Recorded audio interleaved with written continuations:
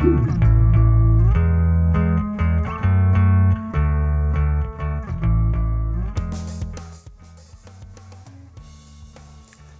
and welcome. This is Chess 24 and this is round 6 of the Gashimov Memorial. I'm Lawrence Trent and I'm joined by a man who knows more about openings than your average. Well, I bet, should we not? I better not even go. It's way That's too your early best for. introduction for me? Yeah, I mean, Thank you so much. He's one of the biggest theoreticians in the world. Is that the truth? I suppose that is the truth, actually, right? I don't think that's really the truth. It's the truth. Grandmaster Jan Gustafsson. Everybody. Pleasure to be here. And look at that.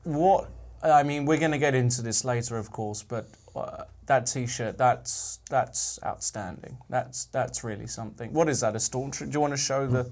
Show it has the people? become a thing, right? I feel a bit guilty for being too much of an attention age, but. You know, gotta keep it going. It is a stormtrooper. I like it. I like the fact that you've dressed up for this occasion. That's all I needed to hear. What about the chess then, Jan? We've been through 5 rounds. We've had 5 rounds already. Half the tournament has already been completed. And we've had a bit of a, well, it's been a bit of a roller coaster ride for a certain somebody, certain number 1. You're clearly referring to Timur Rajabov, the leader of the tournament. In fact, I'm not referring to Timur, I'm referring to Mamedyarov-Carlsen, who, after what looked like a very impressive start, everybody was already talking about him getting to 2,900, how many points is he going to win the tournament by, suddenly suffered for the first time, I think since 2010, 2 losses in a row in classical chess. I did some research on that, yeah. I think if we count the last round of the Olympiad, then he had something in 2010 during his I'm a model now phase, and then in 2008 he lost 2 in a row. But it's very hard to find even 1 in a row he lost if you go over his latest games. Like, I believe he lost 1 to Wang Hao maybe in Norway Chess 2013, but that's been about it. So he doesn't lose many, does he? He wins a lot too. Wins a lot too, yeah. Might have won so many, well, this is already starting to speculate, that he kind of lost the sense of danger a bit. And, you know, it's interesting that the conversation shifts a little bit from by what margin is he going to win the tournament, when is he going to break 3,000 to is he actually going to win the tournament, is he going to make a comeback? So for the tournament itself, I think it's not such a bad thing. For Carlsen himself, it's probably not a great thing, and it's going to be exciting to see how he reacts. Does he follow the old Russian wisdom after 2 losses in a row, try to make a quick draw? I don't think he will. No. We're very fickle, aren't we, as chess fans and followers? 1 minute we're saying how great he is, the next we're saying he's losing 2, is he even going to win the tournament? It's kind of, we got to bear in mind this guy still is world number 1 by a long margin, and he's more than capable of making a big comeback. So I think you'd be mad to rule him out. You'd be absolutely bonkers to rule him out. Obviously. But that's the fun of being an armchair general, right? Depending on the result of today's game, we're very prepared to drastically change our opinions on the world. We really are the greatest armchair generals there are, because we actually voice our opinions as well. And I hope you're going to enjoy the broadcast today. Remember, even though we like to talk, and we're going to be giving you hopefully in-depth analysis, decent analysis of the games, we like to hear from you.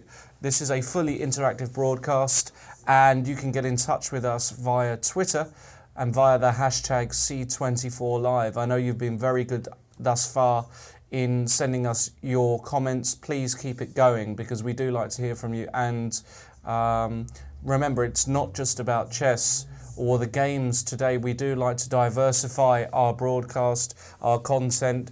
We like to talk about all kinds of things. Please keep it decent. This is a kid-friendly show. That said, we will pick out the best tweets on our feed. So, shall we get stuck in? Let's get into the chess. I'm already staring at the games. Even though you all know Peter's fiddler, and I know Peter hopefully is watching, you know, there are some good things about you. You've got great T-shirts. You know, you've got this sort of James Deany German James Deany look about you. All you need is a cigarette hanging out your mouth, and people would think we'd be on a Hollywood set, not at the Chess24 studios in Hamburg. That goes to show your tremendous experience as a host. This is really the pep talk I needed. I was nervous following the big act of Peter Svidler, like, who knows more about chess and who's better at commentating? That's true. Certainly not us, but let's have a look at Mamedyarov-Carlsen. Big game today, Mamedyarov-Carlsen. These guys, Shaq, a very, very impressive win in the last game against Fabiano Caruana. Really ground him down, and Caruana, obviously very, very tired, blundered at the last minute, and Shaq took home the full point. So Shaq is dangerous, as we saw in the candidates. We commentated on a number of his games, and he can win, he can lose, but he always provides a lot of entertainment. So today, and the one beef I always have with Mamedyarov is he's not flexible enough in the opening. So I was giving it some thought what would happen today. He pretty much always goes d4, c4. Carlsen will play the Nimzo, which he's also been doing steadily. And here Mamedyarov played f3 twice in the candidates, but Carlsen has faced that move so much recently, in pretty much 3 games in a very short time frame, and he looked quite convincing against, who was it? Against Karyakin in this tournament after f3. So Mamedyarov plays his other move, which he plays a lot, which is the move queen c2. And now d5. D5, yeah, this is a line championed by Carlsen's trainer, Mr. Peter Heine Nielsen, who also happens to be there on the scene. That's why also Anand, whom Peter Heine used to work for, played this line with black. And since I used to work with Peter Heine as well, I know quite a bit about his ideas here, but the next move is really, really a big surprise for me already. Because 5 knight f3 is pretty much unheard of in this position. White always chooses between c takes d, when black in turn has a choice between e takes d and the funky queen takes d5. This is a funny line, knight f3, queen f5, which I would have liked to see today, but yeah, that's an old line, isn't it? This queen not that old, but yeah, it's remained solid. Well, that's the one line they play, and the other is after queen c2, d5 to go a3. So I have to look it up, but I believe in top level these are really the only 2 moves exclusively, and knight f3 was considered to be just a blunder basically because of d takes c4. So it's going to be really interesting what Mamedyarov has up his sleeve here. This has not been How can played. a move like knight f3 just... It's such a nut, you develop a piece, you protect d4. The guy just attacked a pawn of yours with d5 and you're going knight f3 and does d takes c4. Of course, white allows us a ton in all kinds of queen's gambits situations, but having committed the queen to c2 already, this is considered to be bad. I mean, like, but obviously, Mamedyarov must have an idea if he goes for this. So it's going to be very interesting to see what it is. Wow. Okay, let's move on. Something I kind of know about. Big game today, Caruana-Nakamura. Nakamura's still not really shown his best, I would say. He still needs to put together a few points. He's playing Caruana at a good time, I suppose, because Fabiano, well, having lost the last game, who knows? But with white, you would say that Fabiano is probably mild favourite if there's going to be any winner. Well, Nakamura has a tremendous plus score against Caruana. That's one of the guys he really does well against. That is true. That said, with black, I'm not sure to what extent he's doing so well with. But yeah, it's true. Actually, it's weird. I was talking to Peter Svidler, Jan, and how, you know, Caruana seems to be holding his own and more against Carlsen. Carlsen seems to be crushing Nakamura, and Nakamura seems to be crushing Caruana. This triangle. He has a bunch of funny weird. triangles. Yeah, Nakamura has a bunch of guys he does really well against. Vichy, Anand, Kramnik, Caruana. And in return he gets killed by Aronian and Carlsen. Quite strange. Anyway, what we have is, believe it or not, we don't have a Berlin, which is quite refreshing, if I'm honest, but we have an open Spanish variation, which is, I suppose, not seen so much at top level. No, not nowadays. anymore.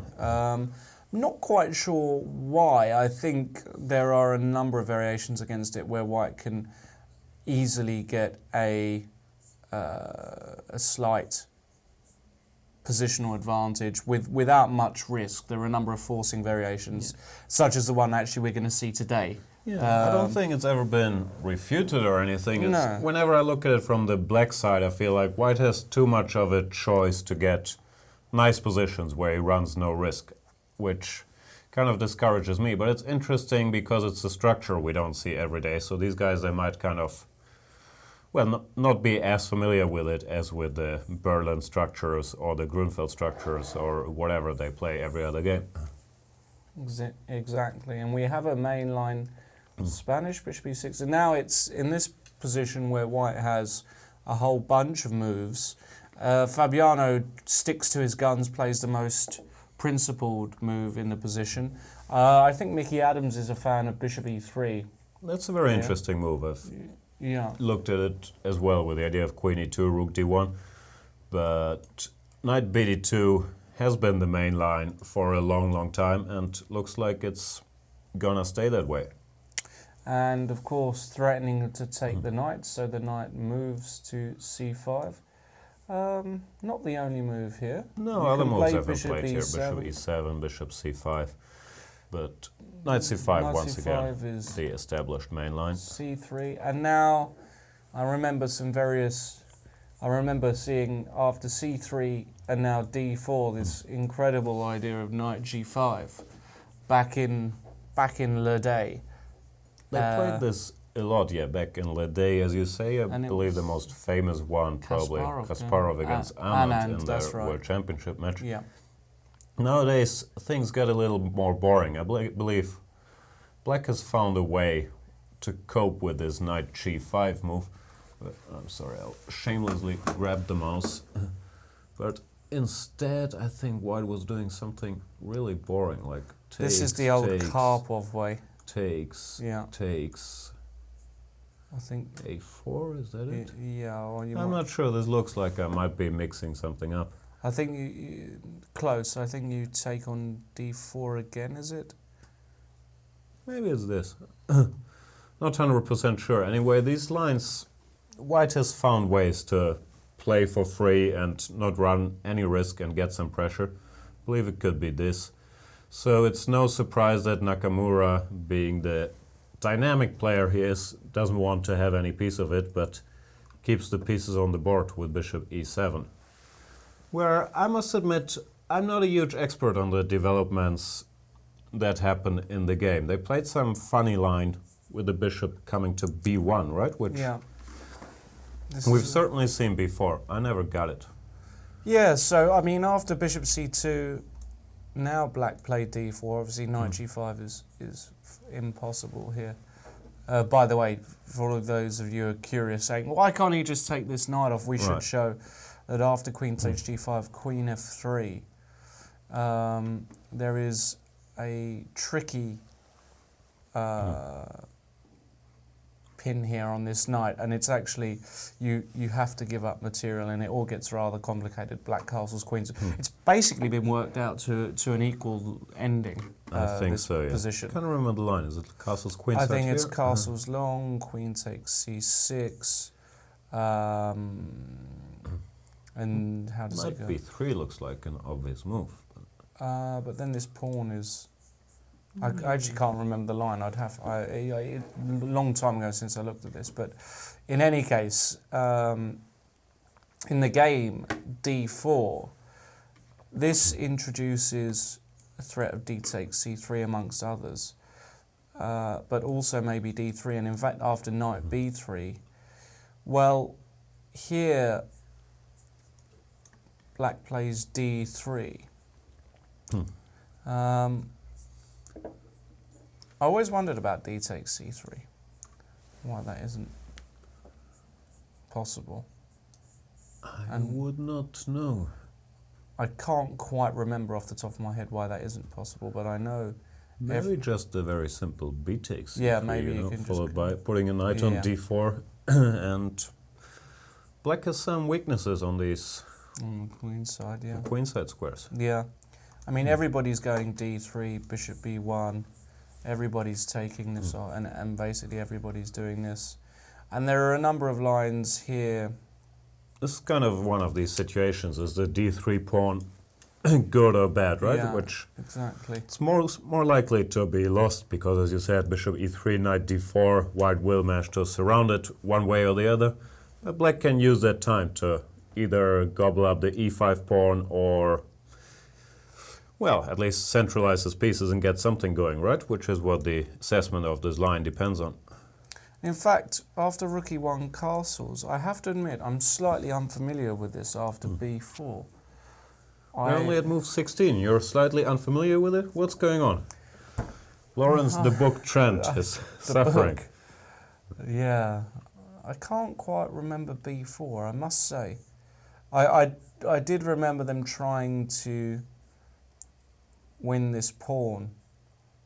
And the other funny thing is, yeah, I very rarely look at this from the white side, and we're looking at it, and if we switch the board around, I might.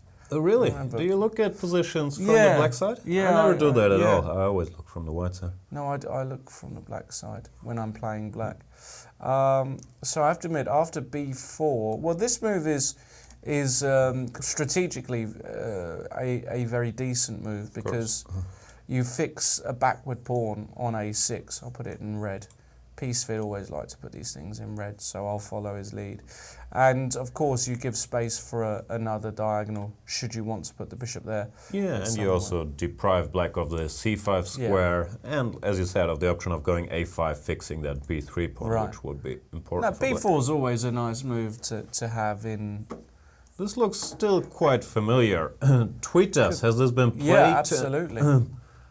I remember really quite a while ago looking at this line together with our Dutch friend Jan Smeets, whom I used to work for as a second, and then he used to work for me as a second, and neither went all that well in the end, so we stopped talking to each other. No, I'm kidding. but he used to be a bit of an open Spanish player, and I vaguely remember this, and I believe the computer probably likes it for black, but long term we felt it's not so easy to play with black because you don't have that many active plans apart from keeping the d3 pawn alive. And the plan you pointed out with bishop e3, knight d4 is always looming. White can even take his time, you know, bishop e3 or bishop f4, put the other bishop on a2 and try to play around this d3 pawn. So interesting stuff, and I believe a position that suits kind of both of them. Hikaru, he has a complex position, a lot of pieces on the board, and Caruana probably knows what he's doing here. Okay. Can we go back to the Mamedyarov-Carlsen? There's only been one move. Let's just check out. That's been a big move. Okay, let's go to Rajabov. Let's go to Rajabov, and then we can put our full attention on this game. So in this game, Rajabov-Karyakin, Rajabov, of course, is leading the tournament. A bit of a renaissance for Timur, who, as we all know, had a disastrous 2013, apparently spent many months preparing, and is showing some real form. So maybe his interest in chess has come alive once again. And we have a gioco pianissimo. Very, very slow way for white to develop. He's going to move his knight round to g3, castle, and eventually prepare d4 if the time is right. He can also think about playing on the queen side with b4 and a4, but basically it's a way just to get a game, and I suppose that a lot of these players are just getting rather tired of facing a Berlin. Karyakin's been one who has played the Berlin a lot recently. And why play a Berlin when you can play something which has a bit more play to it? Well, Rajabov, he's never been a big Rui Lopez player. I'm sure he's played it, but he's always like dabbled around with the Scotch or the Italian. And this is one of these lines, especially with white, which is very, very safe, and you can basically play on autopilot. The maneuvers tend to be similar every time, and black always has one slight problem in this position. It looks very little, but this is why this is even a playable line for white. The knight on c6, which had to go there on move 2 to defend this pawn, is a bit misplaced. The white pawn on c3 really controls it and also means that white can get in d4 a bit easier than black can get in d5. So basically white has a tiny lead in piece arrangement, one could say, because black has to find a way to either bring this knight over to g6 or to kind of activate it and get it going. So all these structures, and you see it a lot in the Ruy Lopez or the Juco piano, are based on the fact that the c3 pawn is kind of dominating the knight on c6. So what's been going on in these positions, I've played them a ton with black myself, is that even like 5-10 years ago, black almost on autopilot, always went d6, a6 and bishop a7 to safeguard his bishop from future d4s and creating a nice little nest for it. But guys like Karjakin has been on the forefront of this, have been saying, I'm not that sure I need to spend 2 tempi on a6, bishop a7. I'll try to do something more useful. He won a very nice game against Ivanchuk using this same setup, where he just left his bishop on c5 and said, you know, I'm worried about nothing. So white plays bishop b3, which he normally has to do after d6, I'm sorry. Because black is, or could be threatening knight a5 at one point or another to grab this bishop, which you don't want to happen. So bishop b3 is part of the plan. And here a6 still transposes into known territory. Recently they've been trying a move like a5, you know, grabbing some space even. So it's going to be curious what Karjakin does here. Black has a wide choice of plans and he's not in any particular trouble. It's going to be either a slow one, that one. Either a quick draw where they somehow neutralize each other in the center quite quickly, which happens a bit in these lines, or a slow, long, grinding game. Back to Mamedyarov-Carlsen, because Jan, I know you were very excited about this. It doesn't excite me so much. It excites you because you're one of these d4 guys and theoreticians. So what is so exciting about bishop g5?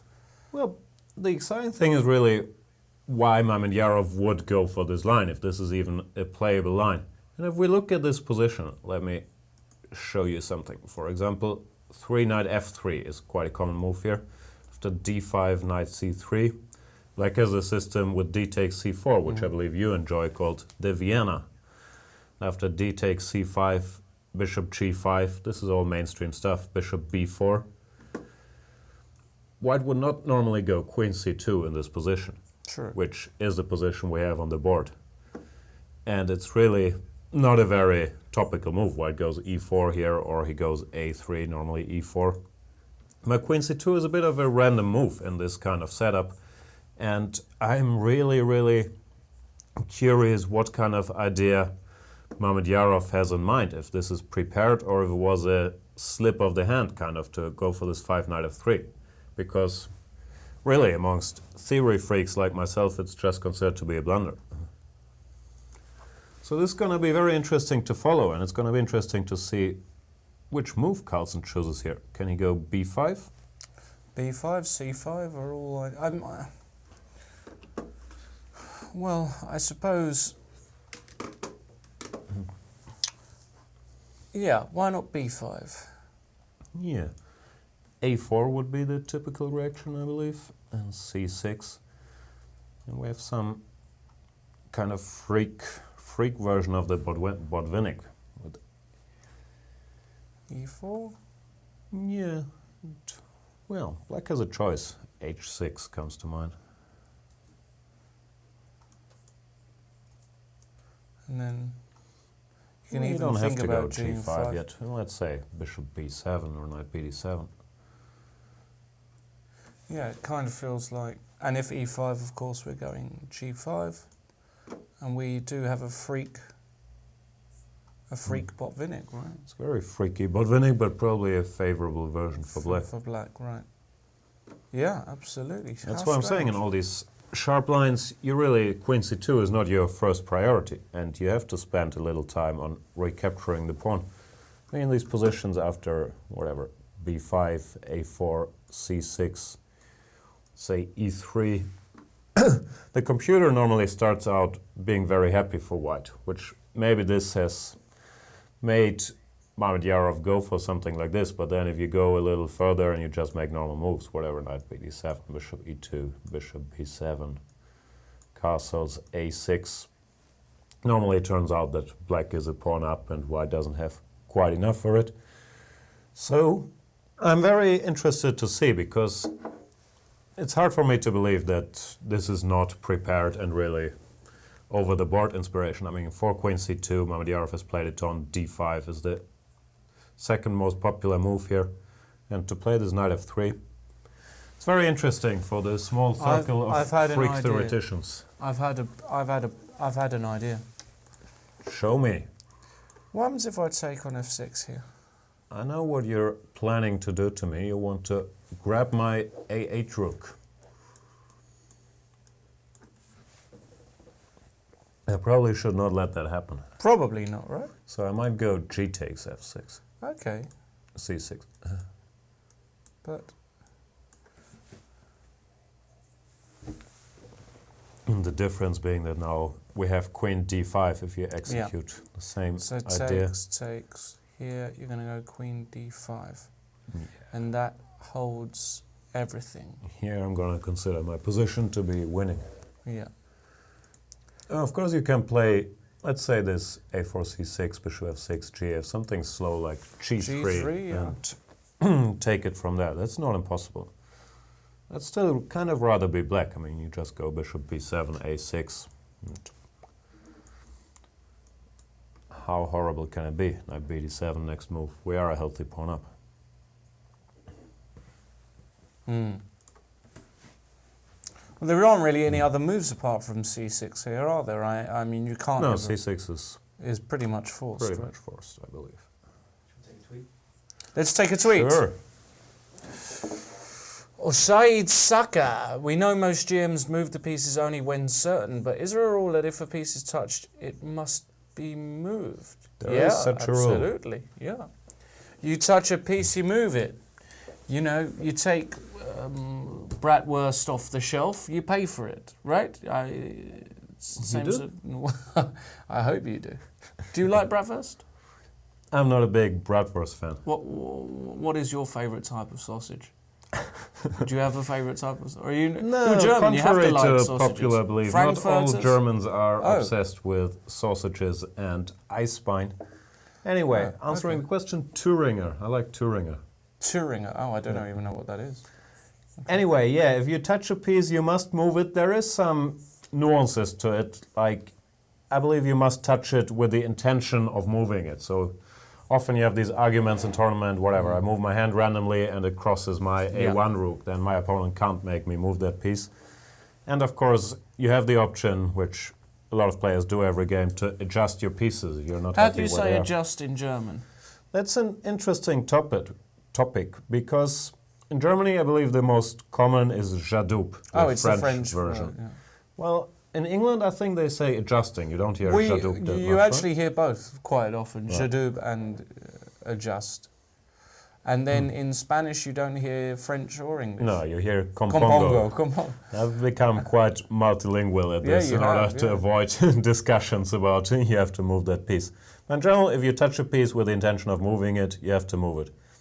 Yeah, but I mean, in general, of course, if the piece is on half a square and you want to put it back on its square, it should be fine. In fact, at top level as well, at junior level, what you'll see them moving their pieces, trying to adjust, and if they don't say the word adjust, then the kid will say, you know, you touch that piece, such as the competitive nature of kids. But at top level, you'll never, ever, ever see that.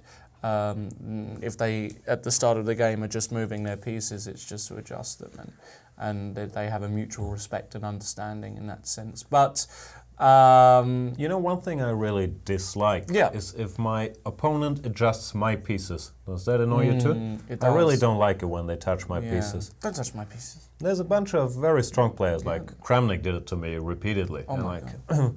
Come on, I know you're the bad player. Do you have to touch my pieces? Yeah. Maybe he's putting a curse on the pieces. Maybe, yeah. No, it feels, I don't like Yeah. He did crush me though, so it worked. He did. Was that the game I'm thinking Yeah. of? For everybody who wants to know... Don't look that up. Gustafsson, Kramnik, I've blanked that Dortmund. tournament out of my What year was memory. that, 2012? It's the last time I lost chess games. I've become a huge nit after that and stopped losing by playing very weak opposition. When was the last time you lost a chess game? Dortmund 2012. My goodness. That's what I'm saying. Last time Mr. Gustafsson... Traumatized me. Wow. Check out that game. It is I actually might be lying. I'm probably lying. It might be. It's actually a very beautiful game by Kramnik. So we have got A4C6 on the board. Yes, you can send us more comments and questions. We do like to hear. Philip Chien, he's been very active over the past few days. I still don't understand why Queen C2 is so weird for Mamedyarov. Isn't this simply more like a Catalan opening? Well, it's always nuances. Of course, the move Queen C2 itself is a main line in that position, but having it in after having given this C4 pawn like he did, it's just not your first priority. And also in the Catalan, you normally would not go Queen C2 early on after a D takes C4 line. You would go G3, Bishop G2, A4, Knight E5, B3. Try to do something, you know, and tempi matter if you did give up a pawn. And what's even more confusing to me is that Mamedyarov seems to be taking time. So I'm starting to think this might have been over-the-board inspiration or really a slip of the hand. Maybe he prepared the line which I enjoy playing, which is Queen C2, castles, Knight F3, and then assumed that D5, Knight F3 would just transpose, something like that. But I struggle to explain it because it's very common knowledge, and Mamedyarov had this position quite a bit. So I'm not quite sure what happened, but maybe he has just a deep idea or a deep understanding of the position, which I'm not aware of. Yeah, but yeah, it's not the end of the world. Queen C2 fits in, but you're a pawn down and you have to justify it. If Black just makes all the moves he can make or he wants to make, which are pretty much knight BD7, bishop B7, A6, it's just a comfortable pawn up, you know. In the future he might free himself with C5, and I don't know.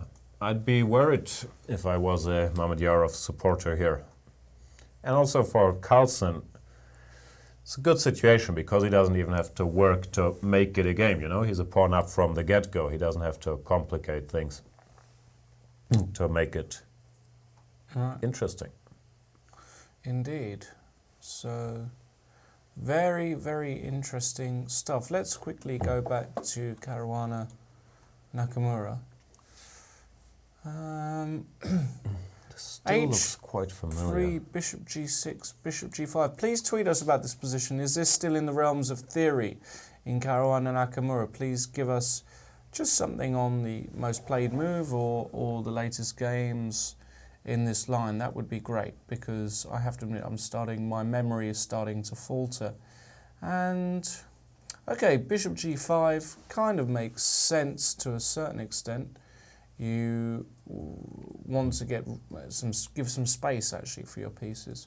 You might follow up with Queen D2, and yeah, now it's a bit more difficult to suggest a move for Black here. Yeah, we really are. I've seen this Bishop G5 idea around as well. I really don't understand the subtleties of this position, which is why it's a pity we don't have Peter Svidler around, but we will compensate by talking a lot of nonsense, right? Absolutely. I'm not quite sure what the respective plans are here. Like Bishop G5 is, of course, kind of desirable strategically to exchange the dark square bishops and create a square for the queen on D2, but it's also says goodbye to the plan of Bishop E3, Knight D4, which might not have been in the cards here anyway. So, I mean, if I take this bishop off and just attack this pawn, is that sensible? Looks reasonably sensible. I'm not sure if I want to go F4. Looks a bit loose, doesn't it? F4 looks really loose. But then again, you know, I'm always worried about letting this pawn, even for a couple moves, to sit on my second rank, you know, even d2 here. Yeah, I don't believe in d2 right away. Why But not? Why not? So many ideas already. Bishop h5. G4. Well, g4 I was going to take, but Okay. you might have queen takes d2. I might have queen takes d2 here, right? Well, why would you give me the g pawn first, right? Why not do this instead of g4? Ah, Also here, yeah, instead of g4 you can go just queen queen d2. takes d2. Yeah, you're right. Yeah. No, But if you don't keep hold of that pawn, I'm just going to go knight f3 next move and win it, right? Or bishop takes g6 and knight f3, and that's that, isn't it? I'm not that sure. It still feels to me like I should have something. I just don't think d2 is the right way.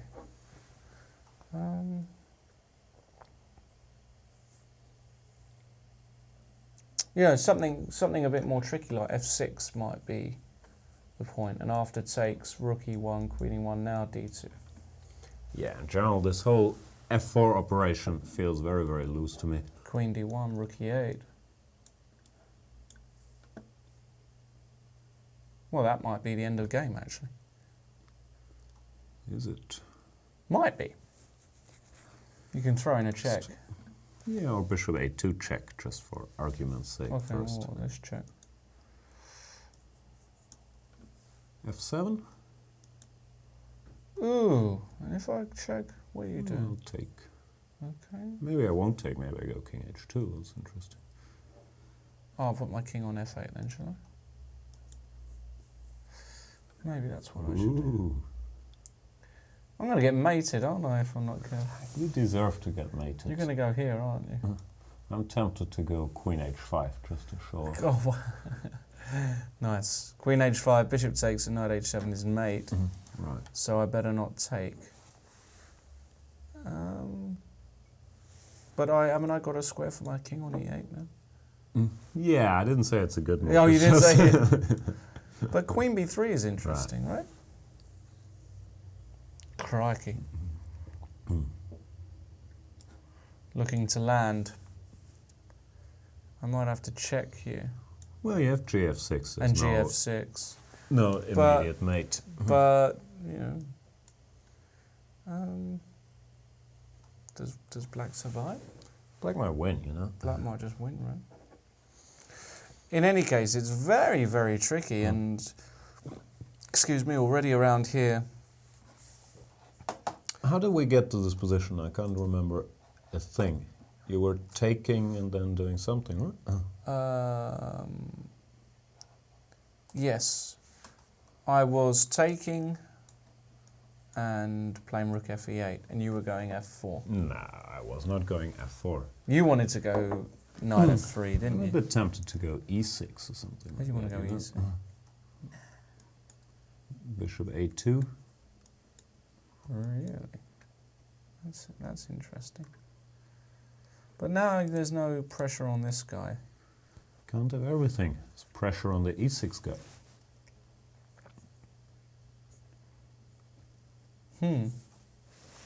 Interesting. I mean, I can always go knight d8. It's a Yeah, but you might be bit passive, a isn't it? bit tied up, you know? Queen g4, rook a1, some stuff like that. Bit passive. Meanwhile, I'll study Yeah. the Twitter sphere. You study the Twitter spheres. Olympio G. Urchan points out the position of Mamedyarov versus Carlsen appeared in a Capablanca versus Nimzovich 1928 game. The Cuban chose 8 bishop takes f6. Wow. I recall something like that, but 1928 theory was a bit less advanced than today, and I believe the Cuban probably also regretted his choice. And Mamedyarov has taken some time and gone for the move g3, which is a sensible choice, but as I said, black will go bishop b7, knight bd7, a6, and, you know, enjoy his extra pawn. For a Catalan setup, the move queen c2 doesn't fit in that well. Bishop g5 could be argued about. I think the opening has gone wrong for Mamedyarov here. Wow. Nice spot there by Olympio G. Urkan, if I can see that. My eyes are not working that far away. Capablanca Nimzovich, 1928. Those were the days, weren't they, Jan? 1928, wasn't that a year of the financial crush? I'm horrible at history. When was that? 29? I think it was 29. 28 definitely doesn't sound right to me. Are you a well-read historian? Well, no, that would be a bit like saying I'm the super grandmaster. No, I know bits and bobs. I mean, I studied some history, I suppose, at some point in my life. Interesting. I suppose the crash, 28 definitely. 29, yeah? I think 29. 21? I don't think it's 21. 21. 29 sounds familiar. When was the crash? Tweet us. We're I just watched a ignorant of- movie about our more recent crash called Margin Call. It's an Oh, it's a excellent great movie. It's a movie, really, Margin really Call. good movie. That's one thing me and you do have in common, Jan. Good movie taste? We've got very good movie taste. That is true. Margin Call is a fantastic little movie, and really felt like you were on the trading floor. Yeah, it's a that great moment movie. where they're selling off all the shares and it's about to go bust. No, it's a great film. Margin Call. Wolf of Wall Street, we've already gone on enough about that. We'll get back to It's that. one of those films, though, Wolf of Wall Street, where you can actually just watch over and over and over and over. And it doesn't really get boring. It's so much fun. No, I was trying to make Svidler watch it because he had read a bad review or something, so he didn't want to see it. And I just switched it on my laptop, and I just kept watching. You know, I've seen it like 5 times, but it's so entertaining. I've I seen it couldn't 3 or stop. 4 times. Okay. So we're being told in Caruana-Nakamura, Bishop G5 is in fact a new move. Wow. And given by the speed Caruana is playing this might be a prepared idea, right? Very I've been possibly. praising Caruana before, and I believe a lot of credit goes to his coach, Mr. Vladimir Chuchilov as well, for over the last year really becoming one of the best prepared guys out there. Like every game he's showing us principled lines with white, being a principled e4 player and showing us idea. He's never been a d4 player, has he, Fabiano? I've just sort of realised. He's played d4 He's played it a few here times. and there. He's beaten me using one d4, but he's converted to being more of an e4 player, or more of a pure e4 player than most of the guys. He's really not shying away from all these tricky lines. He beat Aronian in the Marshall, he beat Carlsen in the Berlin. He has a lot of fresh ideas, you know, and which really goes to show how much work he must be putting in when pretty much everybody else has said, nah, I don't know what to do against the Berlin, I don't know what to do against the Petrov, I don't know what to do against the Marshall. I'll expand my repertoire and go 1 d4, 1 c4, 1 knight f3. Yeah, interesting. Yeah, he is really a very principled opening player in that sense. So Bishop g5 on the board, and you know, it feels natural to take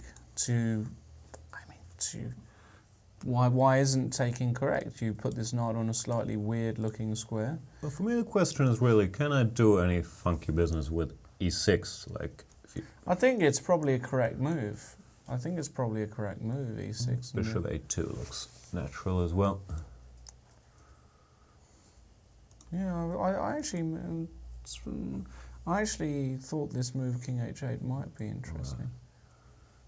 No, I'm not You've got to really be careful sure what's with going white, on. because Of course. I've got this d2 move always in You the also air. got to be careful with black, so it's a very kind of concrete situation where if our assumption that Caruana is prepared holds true, this could be tricky stuff. But I have no idea white has many moves here. Bishop takes e6, queen to g4, h4, Well, all queen to kinds of g4 stuff. I don't like. Yeah, now probably because it's a of bit slow. F5, Bishop f5, yeah. which wasn't possible with the king on g8 because of this queen takes f5. Very true. So, actually, you know, if I had to take a colour here, I would definitely take black in this particular position. The reason being because white is still a bit underdeveloped, and I feel like that more could go wrong for white than black in this particular position, I believe. I don't disagree. Then again, if there is some concrete way to keep the initiative going, Yeah, h4, whatever, who knows, right? But yeah, it doesn't look like Black has done anything wrong he should get punished for here. Yeah. We'll see how that goes. I'm not quite a believer, but then again, we'll see. Caruana obviously knows his stuff. Rajabov-Carlsen, not much to report there. They've made all rather normal moves. A6, H6. He's going to now think about moving the knight. Well, there's always some subtleties here. Like H6 is a bit interesting because in this position, the move I've been playing more often than not is the move Bishop A7. And one idea, no, I was going to say one idea, but it's not really Doesn't an idea. work. No? No, the line I was going to show, but I'm off by a tempo, is that after knight F1, you can often get in knight G4. But here it doesn't really make a lot of sense because of rook to E2. So, no, the position I was referring to, I'm sorry, I'm confusing myself, was A6, castles, bishop A7, where rook E1 is a known mistake because of knight to G4. Attacking this guy, rook E2, king to H8. And Black will follow up with F5. But since he already spent a move on rook E8, first of all, F5 is not so tempting, king H8 is not possible. So there is no such problems for white here.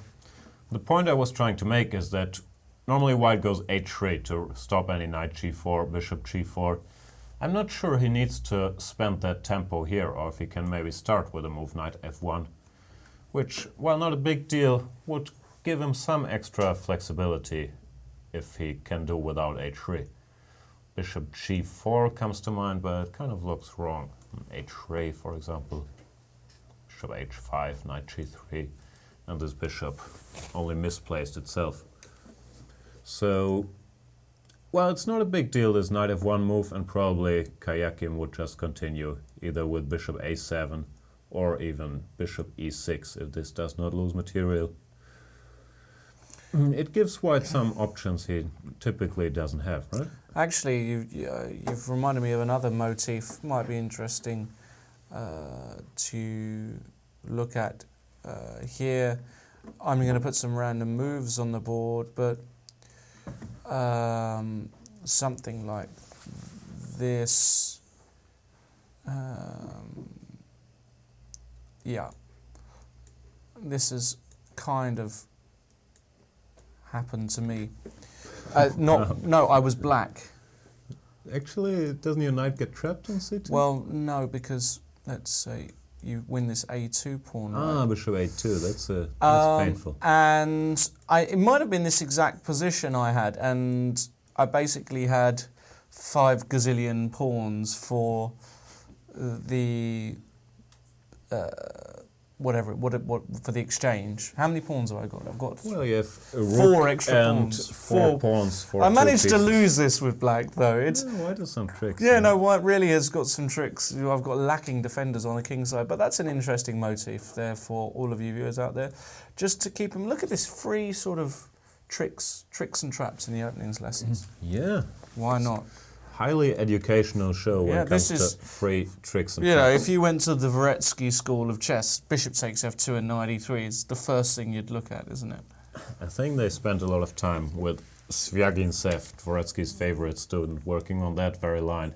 How long will it take Svyagintsev to spot bishop f2, knight e3? He's a very interesting player, isn't he? Yeah. He's Very creative, isn't he? But I can't remember seeing him playing for a long time. I'm not sure what he's up to. I think he's a physicist or a mathematician or some clever stuff, but I'm not quite sure. He's a talented man, that's for sure. This is the position as it is in the Carlsen game. So, as Jan mentioned, Carlsen wanted to get in knight bd7, bishop b7. Mamedyarov has castled. He hasn't taken on f6. And now you would expect just a6 because a takes b5 is a threat, right? Yeah, well, Carlsen will probably take some time to decide between queen b6, which also comes to mind, to cover this pawn and unpin himself, and the pretty natural a6. And yeah, I'm repeating myself, but having been playing these structures all my life with black, this is an excellent version for black. Normally you had to make some very serious concessions to get this pawn on c4, or white already has you under pressure on the queen side. So I'm not impressed with Mamedyarov openings, which tends to be my default reaction, and then he doesn't care and plays a great game afterwards, you know? Okay, whatever, he has 0-30 out of the opening. I'm Mamedyarov, the great tactician, and I will find a way to trick him. But Carlsen can also play a bit, so I'm not sure I like this for white. And don't let the computer fool you, he doesn't understand what's going on here. Got a tweet here, Tanai, I can't see the last name, Tanai HH. Harika Crush, both my favourite women players go up in round 4 of the... of course, it's the Women's World Blitz Championship today, where all the best players in the world, female players, are gathering in the delightful setting of Khanty-Mansiysk, where everything has seemed to be played over the past 2 months. They've just had the Women's Grand Prix, which was won by Ho Yifan, quite convincingly. And yesterday, I believe, Katerina Lagno. I believe that's correct pronunciation. Lagno. Lagno? I've heard people say Lachno, but Lagno. I think it's Lagno. She just won the World Rapid Championships. So You're an avid student of women's chess, it seems like. What can I say? You know, I actually spoke to none other than Judith Polgar yesterday on Skype. We had a nice chat. I'm quite friendly with Judith. She's got her event happening at some point this year, the Judith Polgar Chess Festival, which I was at last year and enjoyed immensely. Hopefully we'll be there again this year. Is there anybody more connected than you in the chess world, seriously? You're the guy, right? I don't know. I've managed to meet a few people. I've been very lucky over the past few years. But she is really a wonderful woman. If Judith, if you're watching, which I know you're not, because it's Saturday and it's probably glorious weather in Budapest. But if you are watching, I hope you're having fun. And yeah, I would love to be as good as Judith Polgar. That would be nice. You know what I mean? But as a man. But as a man, yeah, as a man. It's a big question, actually, just slightly off topic, and then we'll get back to the games. Whether Ho Yifan can obviously make a push towards the 2700 level, and whether, if she were to do so, whether that would legitimise a Women's World Championship match between Judith Polgar and Ho Yifan. What do you think? It's not a topic I've given a lot of thought. Judith famously has never competed in women's events and has done quite well for herself with that policy. Ho Yifan? I always thought she was a strong player. I believe she hasn't made the progress people were hoping she would make. I believe she was 2,590, don't let me lie, but 4 or 5 years ago. Probably. And now she's 2,630, which is kind of like me, like being stuck in that level, which you would hope that young and talented as she is, that she might make the next jump. If she will or not, who knows, right? Like Conero, she's had a bit of a similar problem. Also a fantastic player, but having been on 2,610 level for, it feels like forever, which is not for as long as some others, but the last, let's say, I don't know, 6, 7, 8 years for sure, right? And as I know from painful experience, it's very hard to make that next jump. But Ho Yifan, with the talent she has and the resources she has, or, well, I'm just assuming she gets support, I have no idea really. I wouldn't be surprised to see her up there. No, absolutely. We'll see, but definitely a talented player. Indeed. All right. Well, Carlsen did play your move, Jan, Queen B6. Can't be bad. He's a very gifted player, right? He finds all these moves. No, but it's a very natural move. You know, you unpin your queen, you defend b5, you keep an eye on d4. Might also want to prepare c5 for the future. You're not worried about a5 yet, because that bishop on b4 could just snap it off. So Mamedyarov will have to look at some concrete moves, like knight to e5 maybe. Is that a move? I'm not sure. Yeah, knight to e5. Because you can always play e4 and say, you know, I'll just continue the game. I don't mind, I have some compensation. But I'm doubtful about this. don't quite see the point of knight e4. Well, of course I see that you're opening the diagonal. So if I castle? Yeah, must admit, I don't necessarily have a follow-up. I thought about knight e4 just to make it messy, but I'm not really convinced this works. E4. Okay, now I'm going to have to give some thought to this. So if I take... Well, if knight takes d7 yeah, for starters, right? that would be winning, right. So... Oh, that's a tricky... That is tricky. Now I'm starting to struggle. Panicking? Panic? No. No, it's not time to panic just yet, but you kind of... You're confusing me with those knights. I'm feeling hypnotised. Well, maybe you can go knight takes c5. I feel a Biggie Smalls song coming on. I am a very gifted rapper, but I'm not sure we should expose our viewers. Which one did you say? What should I do here? I'm thinking about the Biggie Hypnotize video now. Knight takes e5, I think I mentioned. And if I go... if I go here... Well, just knight d7. Yeah. And if I go here? Yeah, this... Okay, I have options, right? Knight takes e4, the most obvious one. But here, you know, h6, but my pieces are a little far away from the king side. Nah, not that far away. Take it. Oh, excuse me. Come on, this is not gonna work. I know, but it's fun. King g7, let's say.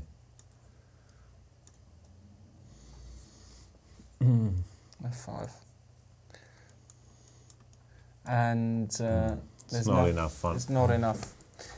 But it's always worth having a look at. It's always fun to sacrifice those guys' pieces. Yeah, absolutely. You wouldn't believe how many times I've sacrificed these guys' pieces in my career.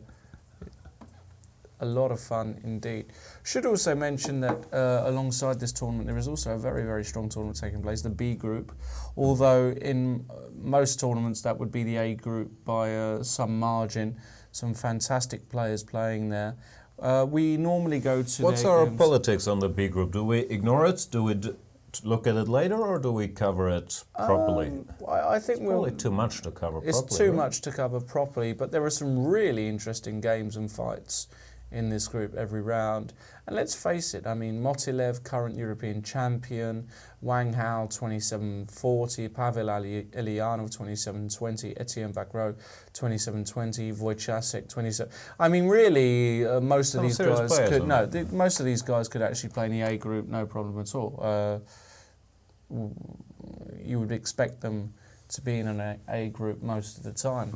So we will just keep an eye on that, but I know, obviously, most people are interested in seeing the world champion and the other real elite players playing here. So Karyakin has in fact retreated his bishop back to a7, maybe just waiting to see what white does, how he sets up. Right. Well, if white were to go h3 now, we would reach the main theoretical position, which many people, including yours truly, have played hundreds of times, where black has a choice, bishop e6. Isn't what they normally do in this position, having gone rook e8. And then white decides, do I want to make it a long maneuvering battle with bishop c2, just keeping all the pieces on the board? Or do I want to go bishop e3 or knight g3 and kind of hope for a micro advantage? But normally black is in time, going queen d7, takes on b3, d5, and keeping it together. Keeping it together, okay. Well, Nakamura's still thinking. Clearly he is out of book, Nakamura, now on bishop g5, so a surprise there from Caruana.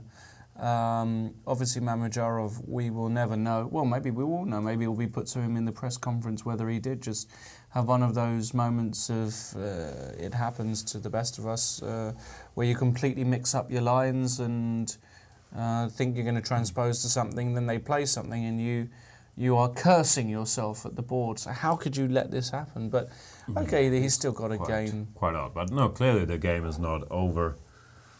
But yeah, I'm very interested to see the explanation of this knight f3, because I just think it's a bad move.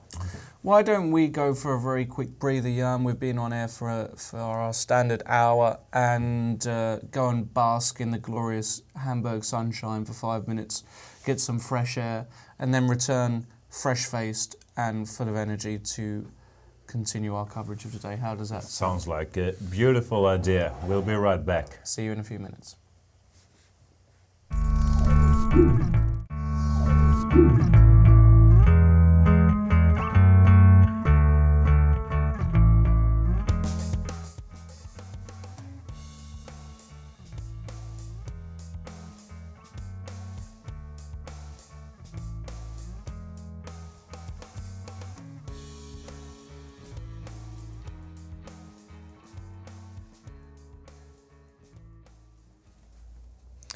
Hello and welcome back. This is live coverage of round 6 of the Gashimov Memorial. I'm Lawrence Trent. This is Jan Gustafsson. In the break, you probably saw that very fitting tribute to Vugar Gashimov, of course, who sadly very sadly passed away earlier this year. I believe earlier this year, wasn't it? I think so. And of course, a very talented player, and they are playing this tournament very much in his memory. And we're expecting a lot of fighting chess, as we saw a lot with Vugar himself, and such a wonderful player. So hopefully they can repeat that in this tournament. And so far, Jan, in today's rounds, got 3 very different games. They all look rather imbalanced.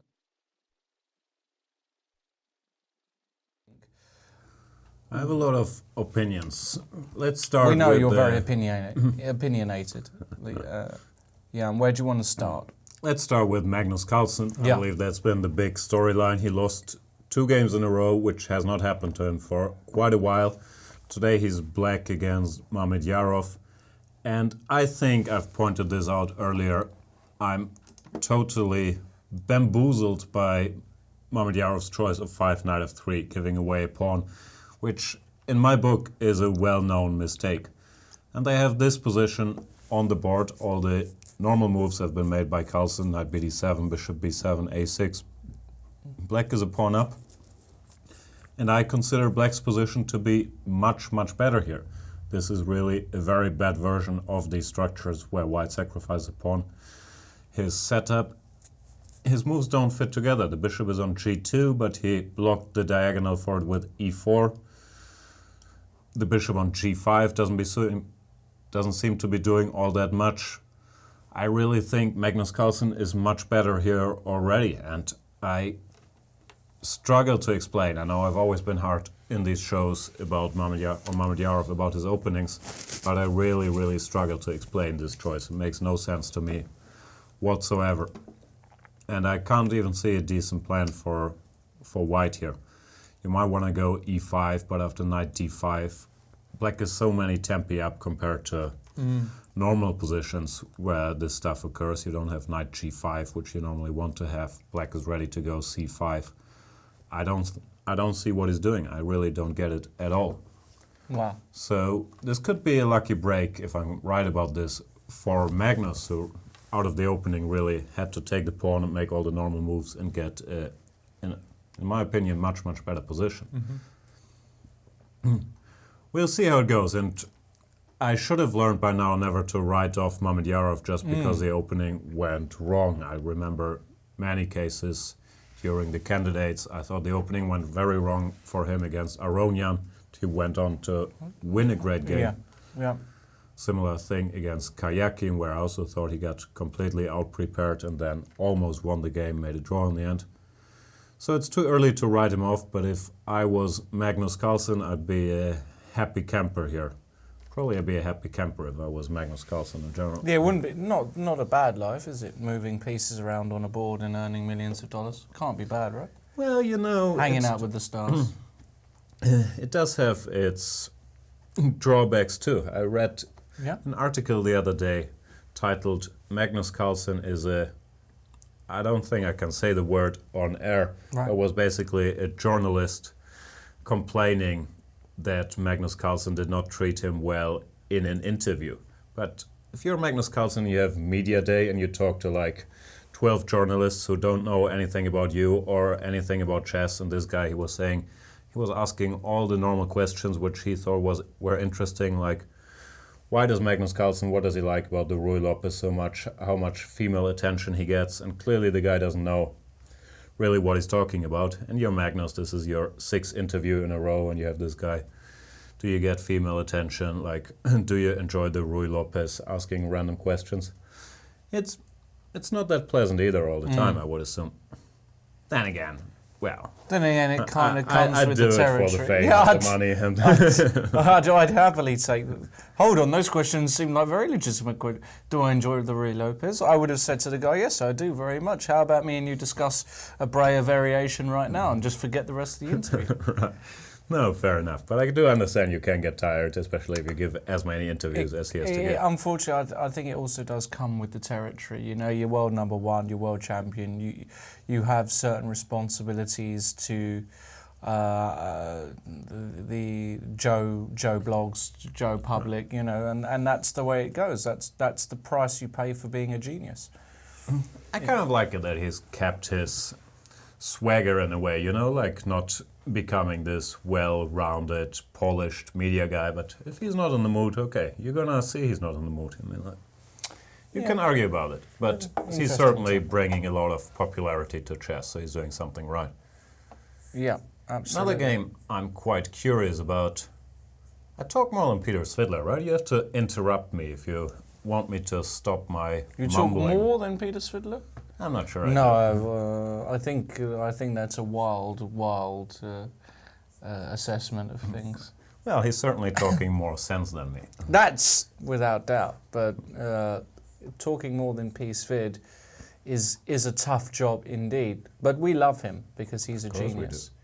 He's a genius, and we have some moves in Rajabov-Carlsen. He did what you said, and he put his bishop on e6, takes, and got No, him but this d4. is all about the details. He did not go for the move h3, which is the main line, but instead went for knight g3, bishop to e6, takes, and d4.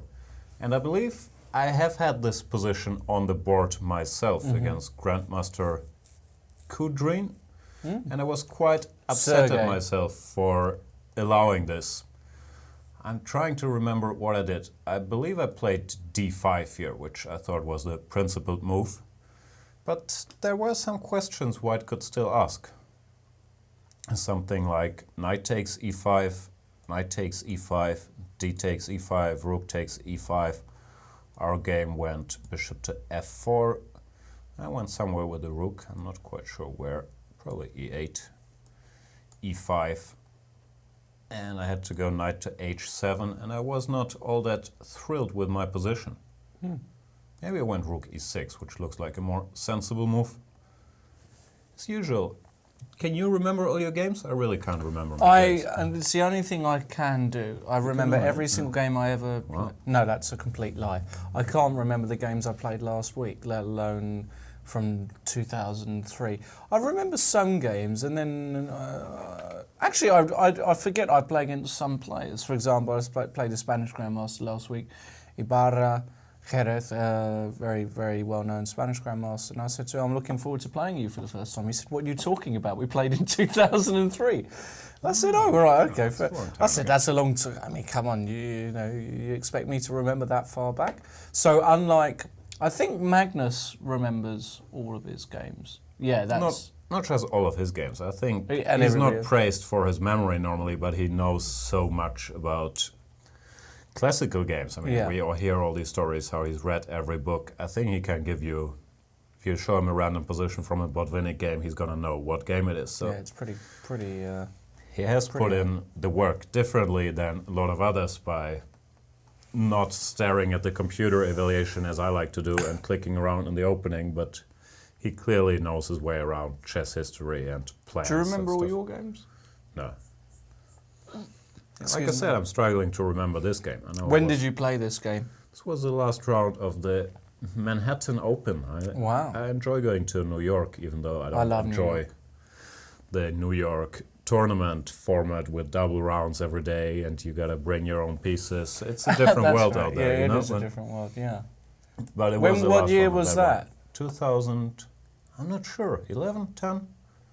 Not that long ago. I managed to win the game, but it had nothing to do with the opening. And Kayeki did go d5. Could well be he had a look at this at some point in time. I thought it was not a great line for black to play. Knight takes e5, knight takes e5, d takes e. This is critical. Rook takes e5. The alternative here is knight takes e4.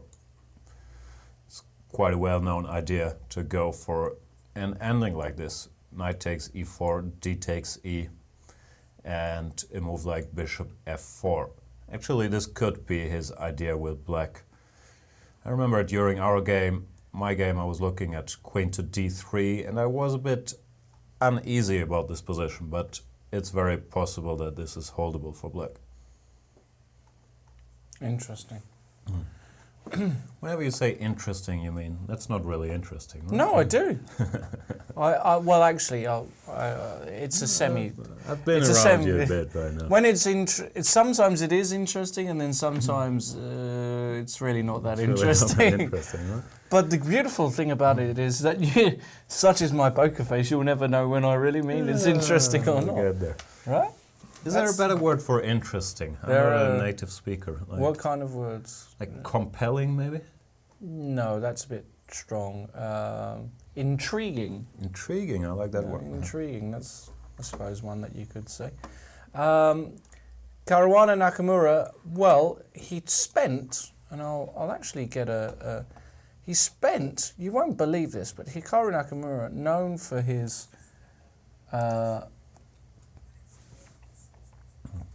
quickness, spent 49 minutes on bishop takes g5. That's some serious time.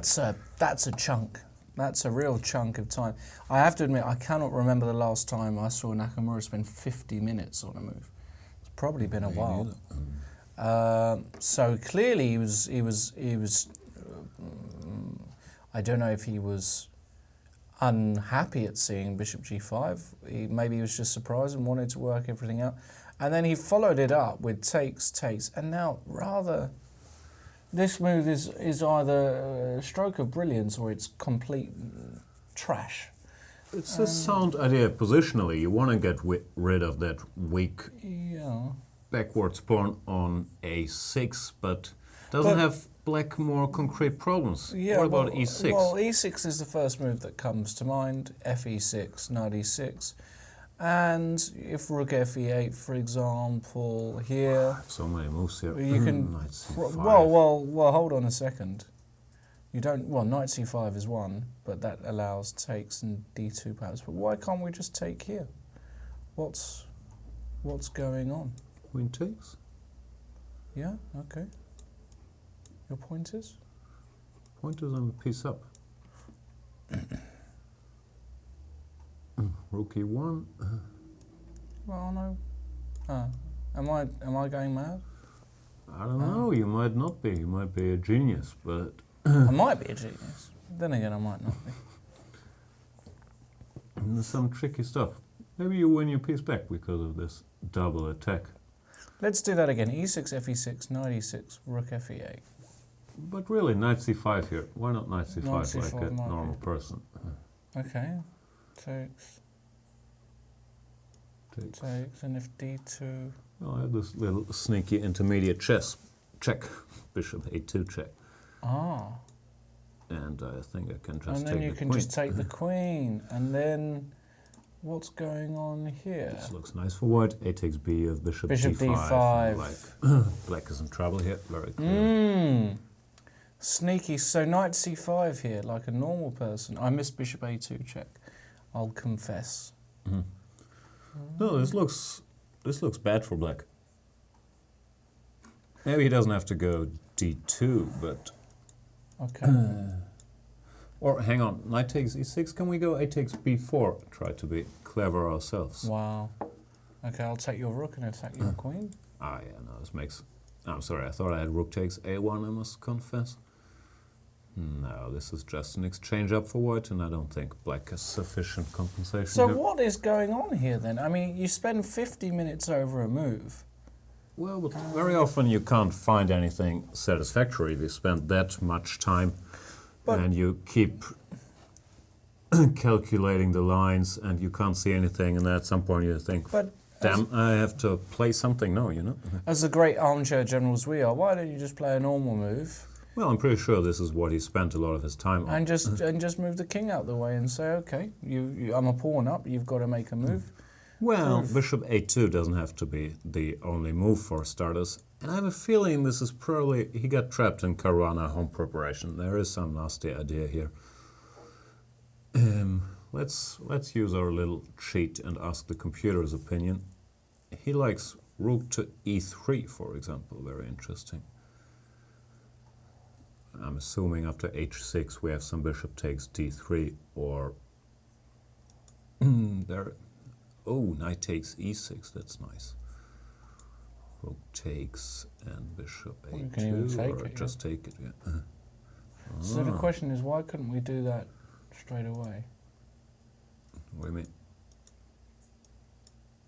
And just Why take can't on we e6? just take straight away? Ah, d2 straight. Ah, now I understand everything. Now I understand. You're going to whip this guy off immediately, and that's a piece. Yeah. No can do. So that means that rook fe8. Sorry, rook e3. No. Instead of what am I a5. Right.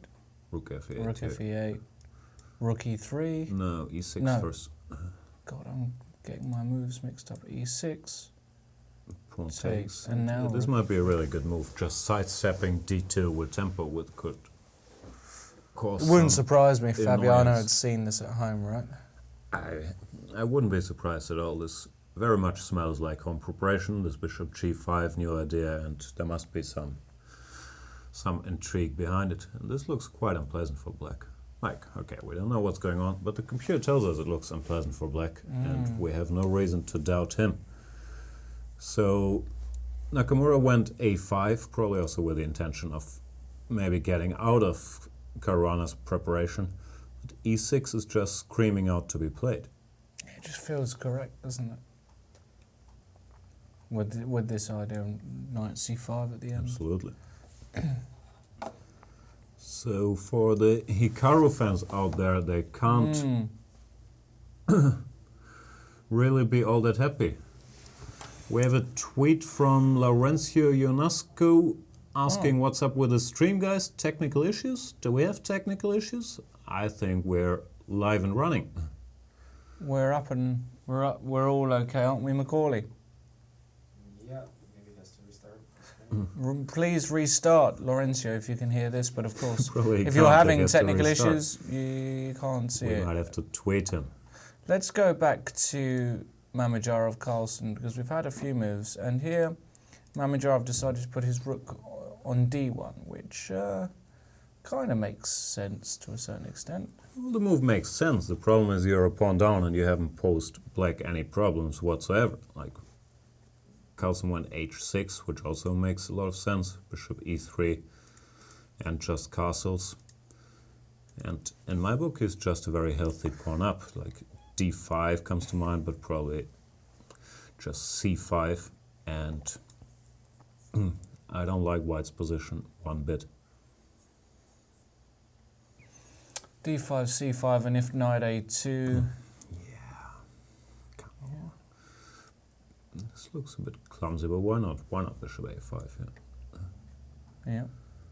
Really? We're not just a Everything's pawn up, we protected. protect a lot of squares with Yeah. these c5 and c4 pawns as well. No, I wouldn't think it's a stretch to say black is close to being very, very seriously better here.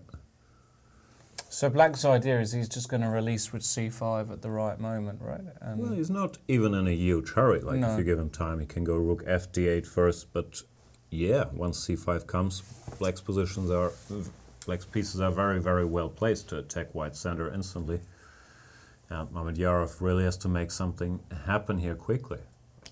Maybe, well, e5 now is probably not a move anymore, just knight d5. And I don't think white is in time to generate an attack or here. something like this, you can probably just take and c5, c5. you're just not in time. Yeah.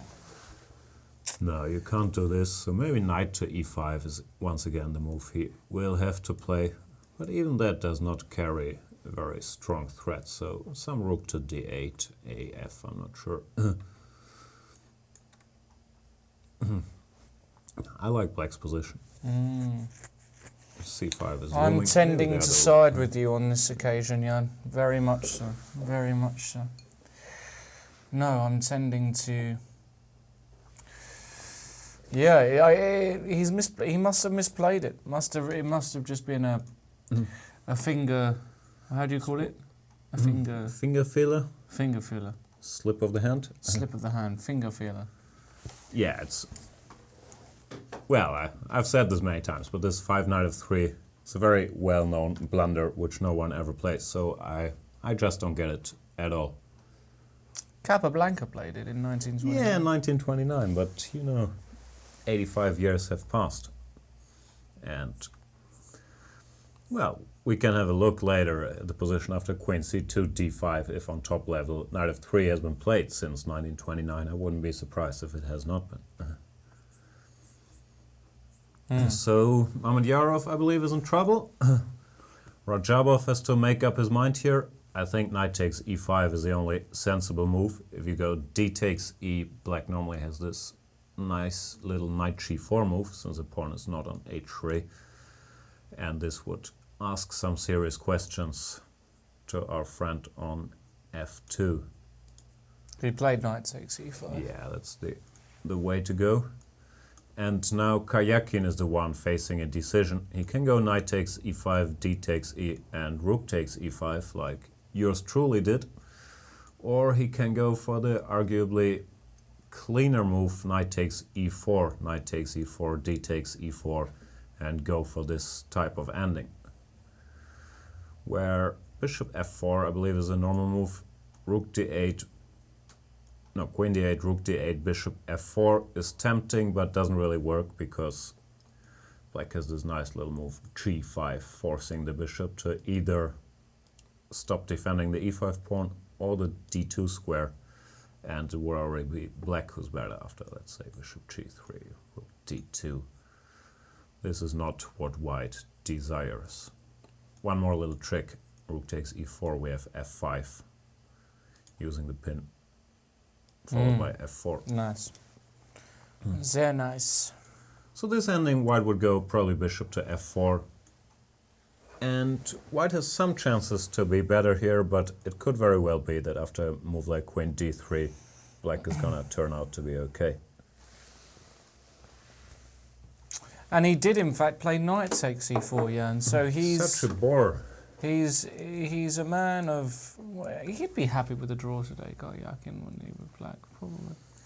I don't know. Well, I don't think it's such a question of happy, unhappy, but at this level you don't have that much margin to gamble. So if he thinks that's the correct way to play, he's one of these correct players, you know? He doesn't take crazy risks if he doesn't feel the position warrants it. I've got that song in my head. Yeah?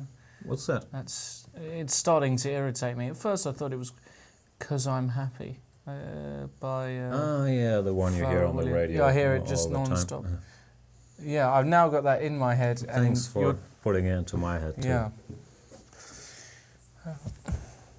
I can't talk anymore. I will have that song on endless repeat. Yeah. Have a sip of your coffee and try and work out.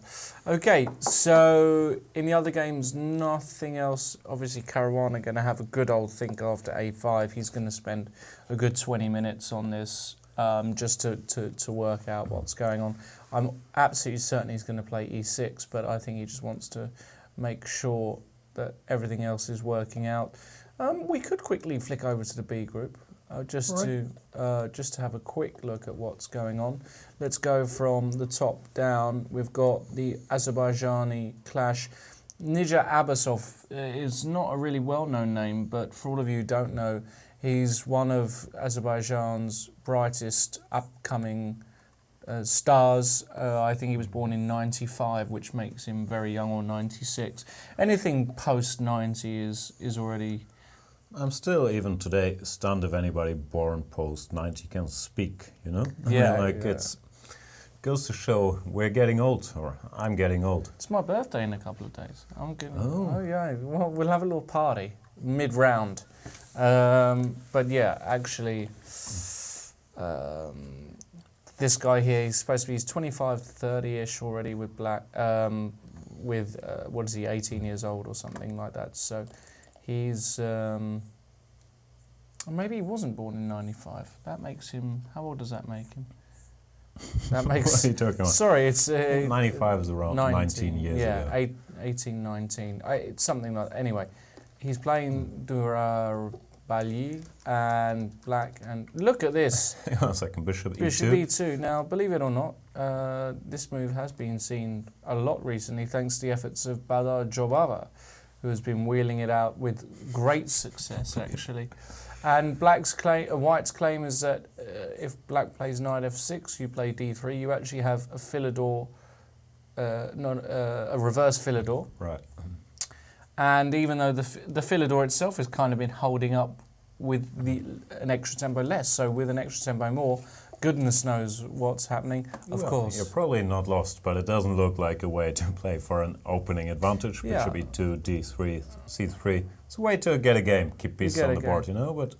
And after g6, well, he opened the position with d4, and you got a more classical looking... This is quite normally via different move orders, but I think I've seen this position around. d5, and playing like this, so very sharp game. Opposite colour, opposite flank castles normally indicates that, you know, it's a race, whoever gets to the king first, and black obviously is set up to target down here, whereas white is going to be almost certainly, most of the time, pumping the h-pawn and trying to checkmate black. But what actually happened was Durabali played a bit more positionally, put the bishop on c5. Big It's bishop nice there. move. Yeah, nice piece on c5. And the problem black has is that normally in these kinds of structures, he'd love to get the queen out and play actively, but It's not legal. it's not legal. And there's a bit of a pin here. Oh, not there, but here.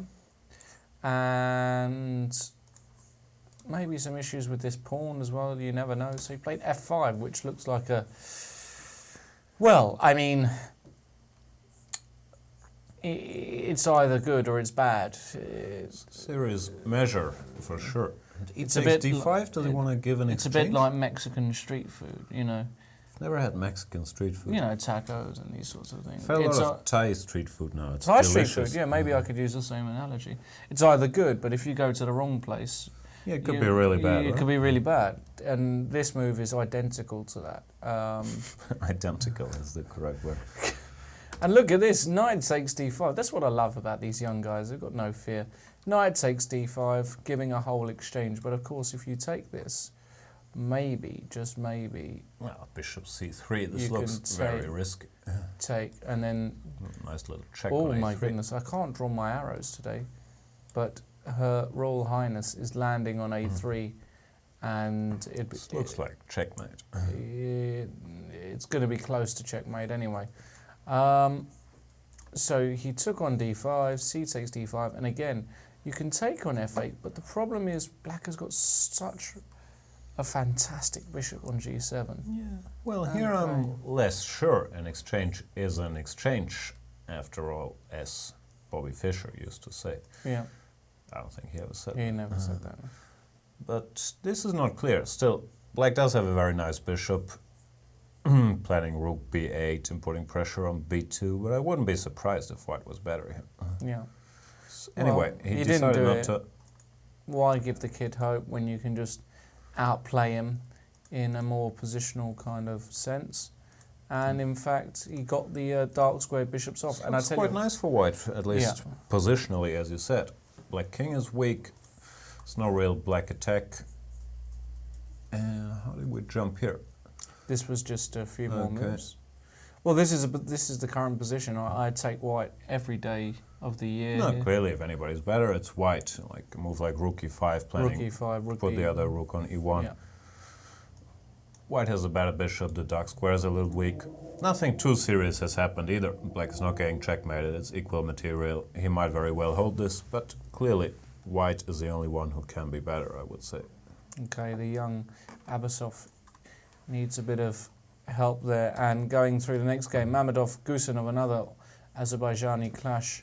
And we have another kind of fianchetto, but this time we have a fully blown Dragon. Gustafsson, I believe, is well known for playing the Dragon. Well, he plays all kinds of goofy stuff, maybe a lot of accelerated dragons or mixed version, but clearly here he goes for. And we've got a very main sharp line. game. I should know something about this because I commentated on this kind of position between Judith Polgar and Gawain Jones Right. from the London Chess Well, Classic. a slightly different line. I Slightly believe. different. Like white had already castled. Castled, so- right. So here, White managed to save his bishop, which was short of squares. Found quite a nice home on d5, just to, Well, control. White's play is still risky strategically. He does give up the two bishops, and here we see the dark square bishop coming, similar to the game we just saw. These Yeah. Azeris, they're not shy of giving up an exchange to activate their dark square bishop, And I have no idea, black is an exchange and a pawn down, but his position does look tremendously active, so even if this Oh my goodness. held together for white, it's certainly more F fun to be takes black. e4. Look at that. This is the position as it Gives up stands. another piece. If you take this piece off here, black's just going to keep on going, and his claim is, yeah, I might be a rook down, but queen e4 check is going to deliver checkmate. And Does not look like a hopeless claim. no, and Say a castle here. How do you checkmate me? well, I'm going to put my bishop on d4. You're going to move. I'm going to move my king. You're going to move your king, and then I'm going to play king. No, I'm not. I want to play something. No, you're not going to do that. What am I going to do? What am I going to do, Jan? I'm not sure. You might want to take on g2, Let's put it on the board to see what happens. King h2. Just take this pawn off here. It's so simple. Well, the point is, if the knight takes back, we probably have rook d5, rook h5, right?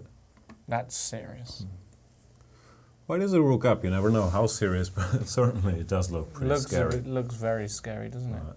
Fantastic. They're exciting players, aren't they, Mamedyarov and Gustafsson? And f takes e4 could all three results possible, really. Wouldn't surprise me if Gustafsson did win that. I always find it's a lot easier to play the attacking side in these positions where. I don't know. It's where we're different, you and I. I like how to have my material. I'm even willing to suffer a little bit for it. This might be too much suffering for my taste. No? Would you take the bishop off? You just have to calculate very seriously, but yeah, it's the first move that comes to mind, of course. But then after e takes f3, you need to have a plan. If this castles, if you're getting mated or not, it's a kind of a big question. Very interesting stuff. Okay, Wojciech back row. I believe back row is still leading the tournament. I think he is leading it. Playing pretty good stuff, and he's played a King's Indian now. Etienne had some success with this already. He does well with this opening. I'm surprised he doesn't play it a bit more. He's been known to do it. I think he started using it more when he started playing less super tournaments and more, normal mortal stuff like opens or team competitions, where he was facing a lot of weaker competition. And the King's Indian is one of the go-to lines for strong players if they want to win with black. So he got into it, and he had some good games in the King's Indian, for sure. He's had some great games, and we've got a mainline bayonet. Wojciech, Bishop of course, F3. major expert himself here. He had a fantastic game in this very line against Rajabov after c6, which is the main line. He introduced this new idea, probably found in the Anand B5, camp. was it? No, it was e takes f, g takes f, d takes c, b takes c, and then b5. Oh, that way. Just blowing the position open. So Bakro, clearly he knows all this stuff, and he went for a little known move here, h6, knight e6. Not sure how little known it is actually, but And c6. and c6 now. This is all well known, yeah. No, this is still mainline stuff. An exchange, and now you play d5. And yeah, this is actually all well known. No, this has been played. Yeah, there's some This games has actually by been played. Shirov, I think Kramnik Shirov. Yeah, this has all Some been others. played before. And the big question is, White gives up the exchange on e5 here. for these two wonderful bishops. And this bishop in particular on e5. And the black king is rather drafty. This pawn as well can be a very important pawn in the attack. And after queen b6, threatening this pawn, white just dropped back. And the point is that if you take here on e6, queen d4 introduces a kind of a threat. And in these positions here... Yeah, you don't want this to happen, even just queen takes h6. White is much better when the black king's so open and the bishop's so strong. But actually, after rook a d8, queen d2...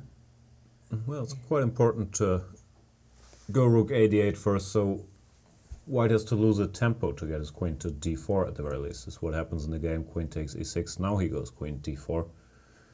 And I wouldn't be surprised now if you can go knight f5. This is the it's difference, a bit different, right? So the difference is that here, after queen d4, if you go knight f5, you can something's go... gonna Something's give. So you can check, and then you can give another check, and then you can take here, for example. Right. But the big difference now with the rook on d8 is that after queen d2, queen takes e6, queen d4, knight f5 is possible. Well, it's still unclear. Knight f5 probably And played even, yeah? Yeah, And actually, I like think we've actually had this. check, check, check, and take the pawn off, but it's less devastating because the rook is already on, On d8, d8, covering d5, and so on and so forth. And now rook f7 played by back row, and this is the position. Very complicated. I'd like white instinctively because he has these two very strong bishops still, and the black king is a little bit loose. Then again, black is quite well coordinated, and if he can put his king on f8 and go d4, let's say, he will have his very fair share of chances as well. So I think there's some heavyweight theory battle where both sides have analyzed this line in detail and probably concluded it's playable for each of them, which might be true. We'll see how it goes. Okay, let's keep on going. Elianov Wang Hao. We've got two of the heavyweights. Another Nimzo, but this time very standard Nimzo-y stuff. And e4. Classical stuff, but e4 you don't see all that often in these structures unless it's yielding immediate results. Some squares, but I think black is fine. Ooh. Oh, nice little trick. Knight c5. Very nice. The point being d takes c5 runs into bishop takes h2. And the rook no longer defends the queen. Very true. So g3 to stop that, but now the knight finds a square. Well, could be discussed how good the square is. To keep it there, you have to go f5 and weaken your own king situation a little bit. Oh no, I think black is going to be alright here. Black, okay, and then the last game, Motilev, Safali. We have an open... e3. Wow, One we see every day. A3 by Motilev, very interesting. Trying to avoid some mainish lines and thought I'm going to swap queens against this kid. And then A4. Oh. We got an ending in this one, and well, Maybe slightly more pleasant for white. He has some more ideas to play on the queen side. Move the knight and go C4 or B4 and C4. You know, something like knight D1, F3, knight to E3, and then try to make something happen on one side of the board. Looks a bit more pleasant for white somehow, also. But yeah, not the end of the world. And with all very due respect to the B tournament, we gotta keep the back, Magnus right? Carlsen fans happy. Well, very quickly, Fabiano did take on E6, and now Hikaru is sinking into a bit of a thought. I'm expecting him to take a bit more time over this one, I must say. Rook F8 looks like the only move to me. Yeah, What else is he gonna do? A takes B4. Yeah, but knight F8, just give an exchange. I don't see it happening. I don't see enough compensation at all. In the Carlsen game, though, the big game, Shaq did go for D5. And Carlsen replied with c5, as we had previously stated. So, at the risk of repeating myself, I really do not like Czech's position and approach to this game one bit. I think he's in very serious trouble, and I've thought that since move 5, which is not something you can say every day if a world-class player is white. I mean, what do you do here with white? Let's analyse the obvious options. Let's take a pawn. Oh, just queen takes e6. Just take it back with the queen, right? Yeah. And now this pawn is a bit of a problem. So what else is there? I don't see much, or I honestly don't. Would you resign here with white here? I would not resign. What would you do in such a very, very grandmaster of your experience, of your caliber, grandmaster with? I think a grandmaster of my caliber would be in serious trouble against Magnus Carlsen here, and I think even a grandmaster of Mamedyarov's caliber is in serious trouble here.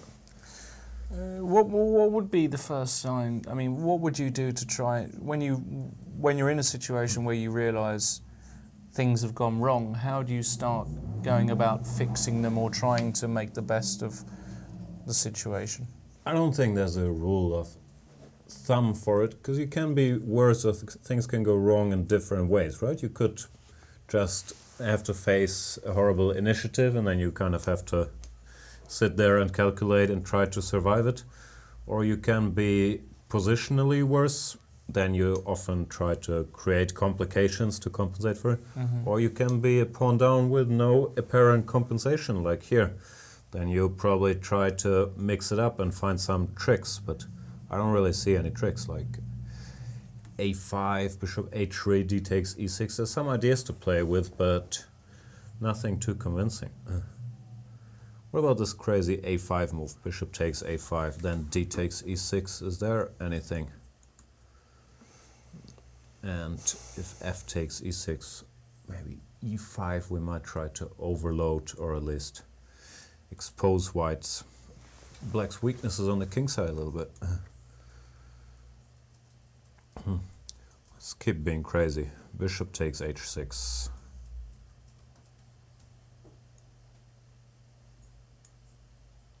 What? At least it got messy, didn't it? Oh, I understand everything.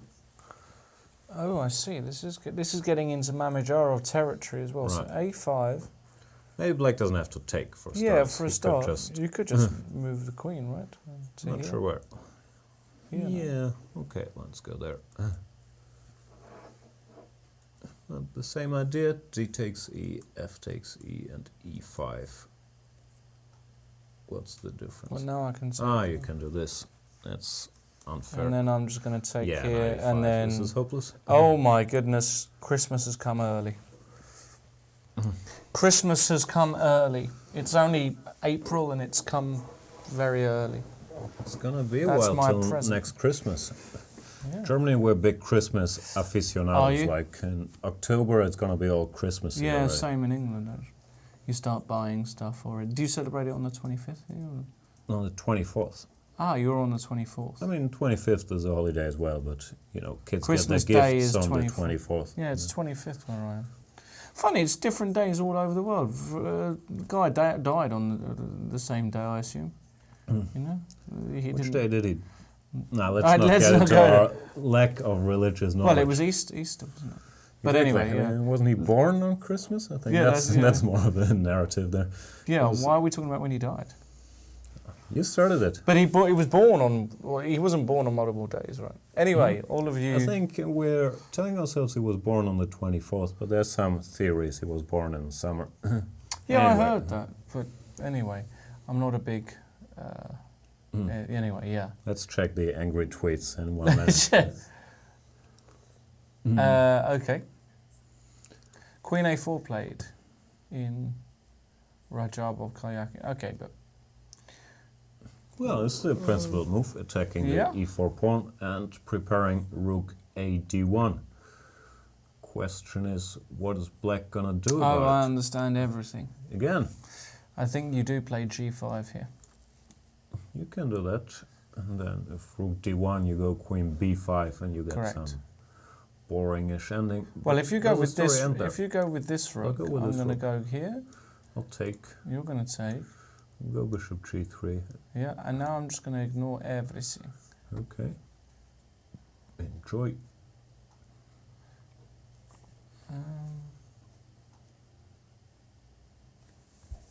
When I say ignore everything, I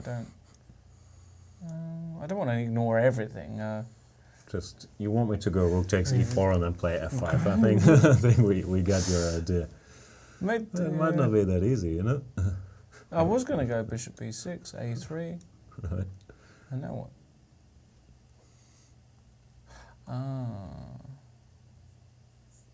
Rook here. Yeah.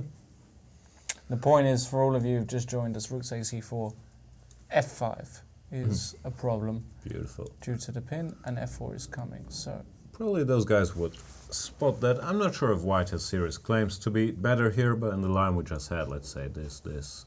No, rook 81 first. why are you going rook a1 first? G5, rook 81 I meant. Yeah, I know, but why? Just here I'm worried about e3 and all kinds of stuff. That's also true. So rook a1, queen b5 looks like pretty much the only move. Right. I mean, I don't believe anything else. Takes is forced, bishop g3 is forced. Takes, Bishop b6 looks like a sensible move to make. a3, rook ae8. And here, one day white will threaten to take. You know, I'm not sure what move he should make. Maybe rook d7 or something like that. And I'm not sure, well, it's hard to believe it's a serious problem, but I'm not sure black is fully equal here just yet. Say king f1 or whatever. It's going to take a while to ever threaten to take them.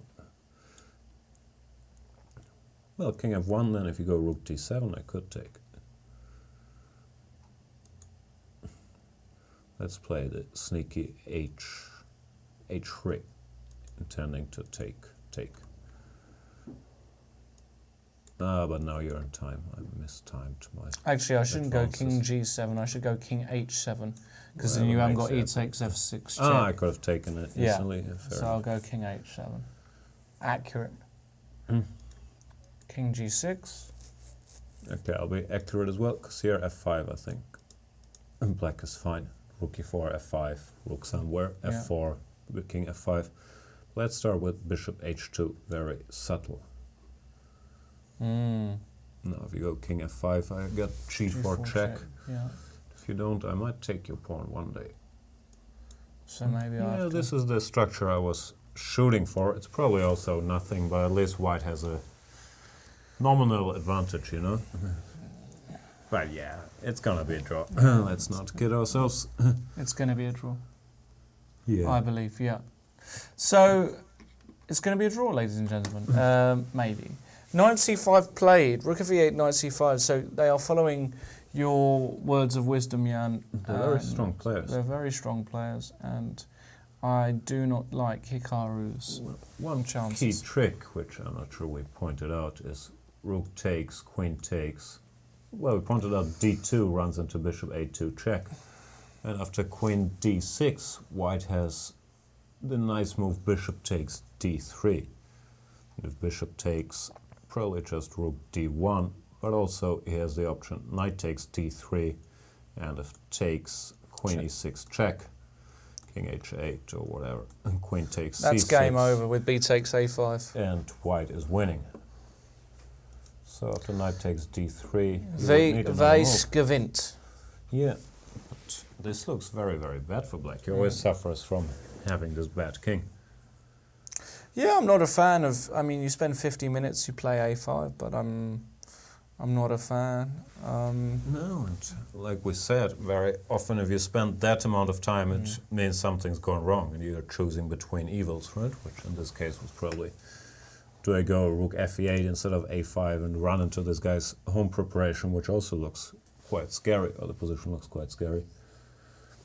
Then again, a5 doesn't pose that many questions to a guy like Caruana. He's going to spot this e6 and bring the knight to Yeah. c5 I and mean, bishop it's takes really d3 simple. stuff, right? I mean, like, It's really simple it's stuff. not out of this world.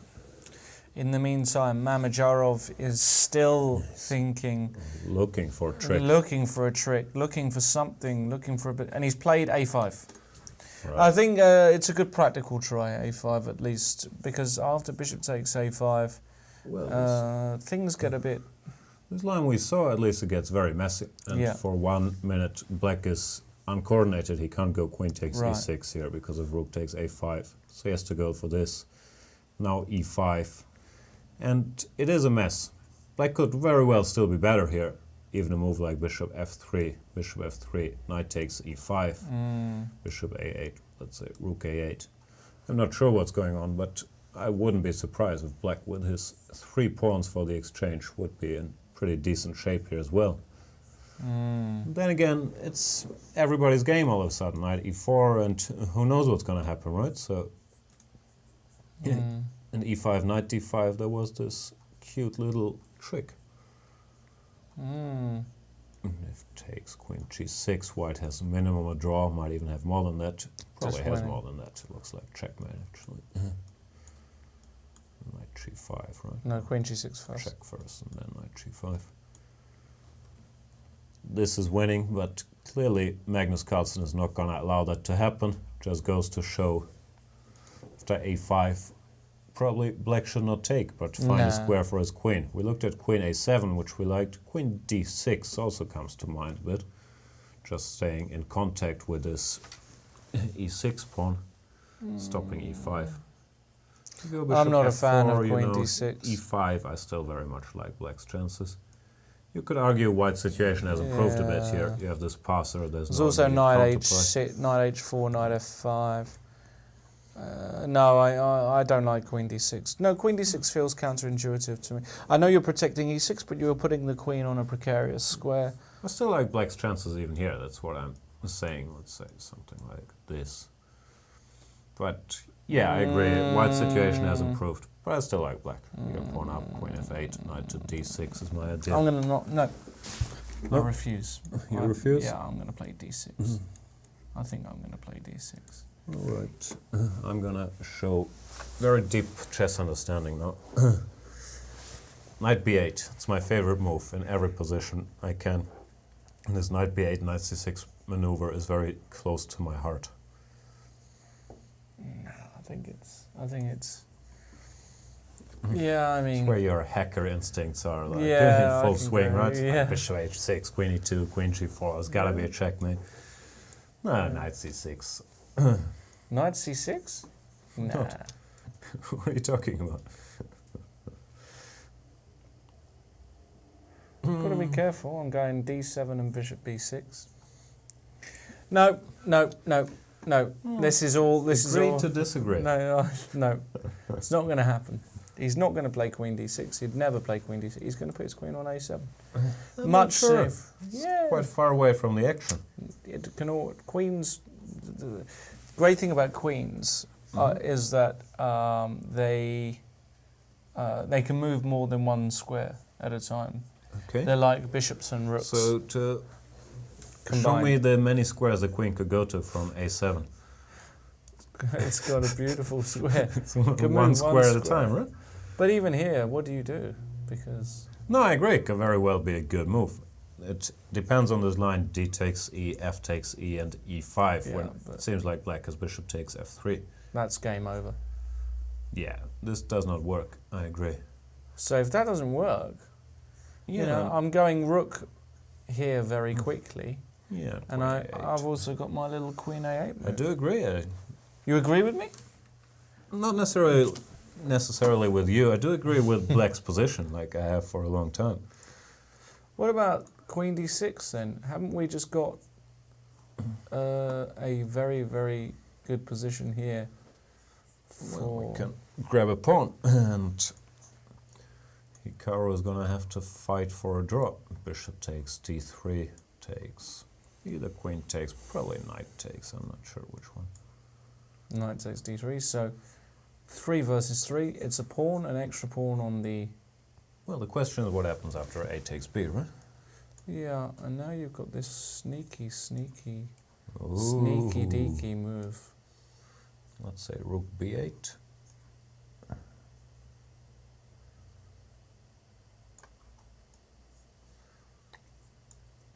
Take. And the problem is you've got back rank problems. Well, maybe you Why don't. do I have so many prompts? Maybe I you got my don't pawn get back. This is the best position Black has had for ages. Interesting. Queen d6, maybe that's a good move then. But He just took straight away. Ah, yes. and if Yes. Black were to take it and then we got transposed to the the line same we've line seen as earlier, before. that's quite clever. But that said, you can still go rook e8, queen d1, and it might be Is that the same position it's the same again? position, yeah. Let's go there. Rook e8, Rook probably a good e8, move. queen d1, Take on d3. take. For starters, there is queen takes d3, but There's that also feels- this move that I failed to point out. Right, I think it comes down to similar things. Black probably wants to exchange queens, go queen e6, takes, and hold this ending. Not impossible, he might. Like, knight takes b4 is just a draw, and c takes b. At least these pawns are very weak. Okay, king f7.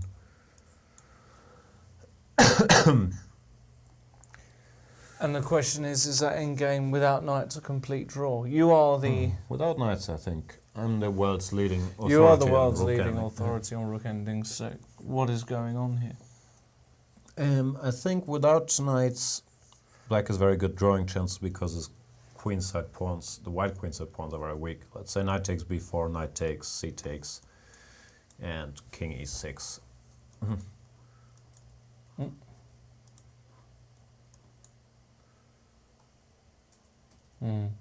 I agree. Yeah, These I think guys this are is real. probably very likely to be drawn. Yeah. So Hikaru, while he's probably not thrilled, is about to say probably for the third time in the same sentence. It's not good. That's probably commentating, right? not good. It's probably wrong. So he's hoping to survive an ending like this. Let's go back to this line we just had, though. Go on. So you want to? I want to swap rook e8, queen d1, takes, and knight takes. Let's try to keep some pieces. A takes b. Looks pretty forced. Queen h5, rook b8, I don't believe, and queen b3, queen e6. How is this ending? That's what I was curious. Check. I like your rook c8 and c takes b. Does this offer any chances? Just the same Again, idea. the king no? is so active, you know. Just That's often what happens. You Yeah. spend your time collecting pawns, and all of a sudden, in an ending, the guy's king, who was weak earlier, is like way more active than our king, who's Yeah. safely chilling on g1. No, I believe this is probably this is a draw, or at least very, very good chances. Yeah. Yeah. I think this is going to happen. What have we not So maybe taken a5 is into good. account? Maybe he just did see very deeply. He saw he's losing a pawn, but he's going to hold, right? This stuff, this is just nothing. Black has rook d8, clever move. And it's immediately winning his pawn back. So maybe White's best bet is this weird move, queen h5, rook b8. This position, right? Takes. This also, at least I would stop calculating here, you know? Equal pawns, what am I hoping for? Maybe you can make something happen with some miracles, but it doesn't feel like Black is in serious trouble. Peter Svidler would probably not stop calculating here. That's why he's... Is that the difference, Jan, between you and Peter? It's not- You stop calculating here, and he keeps on going. He keeps on trying to find a way. No, it's knowing where to calculate, right? I mean, like, it's always this pattern recognition. Like, some guys might think, like me, okay, equal pawns, I don't see anything. While some others, rightly or wrongly, might spend their time here and still see chances. So I think it's not just the calculating. Of course, a guy like Peter, he's also much better than me, for example, at just calculating and not missing anything, but mainly where you spend your time calculating. I believe there's some studies that amateur players, or let's say a 1600 player, does not calculate less moves per game than a 2800 player. He just calculates the wrong moves more often. Really? I think so. Interesting. Very interesting. Sehr interessant. And going to Rajabov-Carlsen, he played queen b5 at once without Can't g5. wait to enter that ending. So the question is, if you take, can I not take now? Same thing, right? But now I G5. can move my bishop this way, but I suppose I haven't got a good square for it, right? I have to come back here. This looks passive. Rook Looks d8. really passive, right? Ugh. Yeah, you No. don't want that. Rook e1, this rook takes e5. Yeah. No. No, probably something like... Well, first question, why can't he take on e4 with the queen? Well, I assume you're just going to take this pawn off. I assume you're Bertrand. right. Take Bertrand off the board. Taking f2. Yeah, that's not gonna help the white cause at all. Nah, black's fine here. Rook c6, clever move. Hitting c3. Okay, so we can't do that. Takes. Maybe h4 to stop this g5 business once and for all. Does it? Why can't I do it anyway? Well, maybe it doesn't actually. I'm quite happy to... Are you happy? Yeah, I think so. Rook e6, or rook e7 to protect. Grab that guy. Oh yeah, I agree. It's not Hardly end of terribly days. exciting. Yeah. No, it's the nature of this line. If black is precise, which I think Karjakin is and will be, he will probably manage to equalize the game. No more and no less. We have a move in Carlsen, and he's put his queen on d8. So fair enough choice. He has more squares to go to than from a7. So after d takes e6, f takes e6, can white punish? Well, e5 is the one obvious difference, that bishop f3 doesn't seem to work here. So what's he up to? Maybe he's going to take on c3 and plant a knight on d5. And b takes c, Knight d5, bishop h6, same old trick. and... Messy. yeah, boom. Wow. What about that one? What about that one? That knight covers g6, so That's it's an kind of a important- double attack, right? And bishop d5 looks terrible. Ooh. You think Carlsen calculated all this? I think he's capable. Yeah. Here, e5, knight bishop takes e3, and of course, if you take on f6, Yeah, bishop it's takes just a bunch of f6. pawns. Even here, you know, knight g5. Hold on. Bishop g5, bishop b7, and then you take on e3. This is the way you do it. This is the way to do it. This is how we do it. Rook a7 is a nice move, covering some 7th rank issues. No, Carlsen is better, but then again, it's a typical Mamedyarov game in that it ain't over, you know. He did manage to make it a little bit messy, and d takes e, e5, d takes e, knight h4. He will try to come up with something, but objectively, actually like this move queen d8. The queen can go to e8, for example, after d, e, f, e, covering some squares. It's a bit more in the heart of the action than on a7. I've now got that song in my head. The heart of the action? Is that a song? This is how we do it. Great, great nice song. song, right? Really I like great. it. Anybody born post 95 just won't know what that song is. Mhm. I'm trying to remember who sang it. I'm not sure either. The chorus is going around in the head, but Shall we have a look at the Twitter sphere, which we've been ignoring? yeah. Well, actually, before? we've got some slight problems with our Twitter computer in front of us, but maybe the producer can put a Just reload the page. no. The producer can help us out.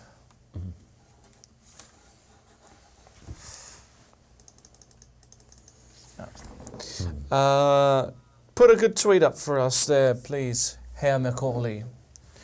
If you may, if you can. We'll take any tweets, really. The good, the bad, the ugly. Maybe not the ugly. Well.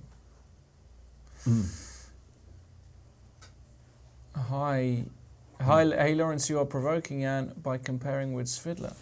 Not fair. Well, that's First of life. all, I think Svidler is spelled differently.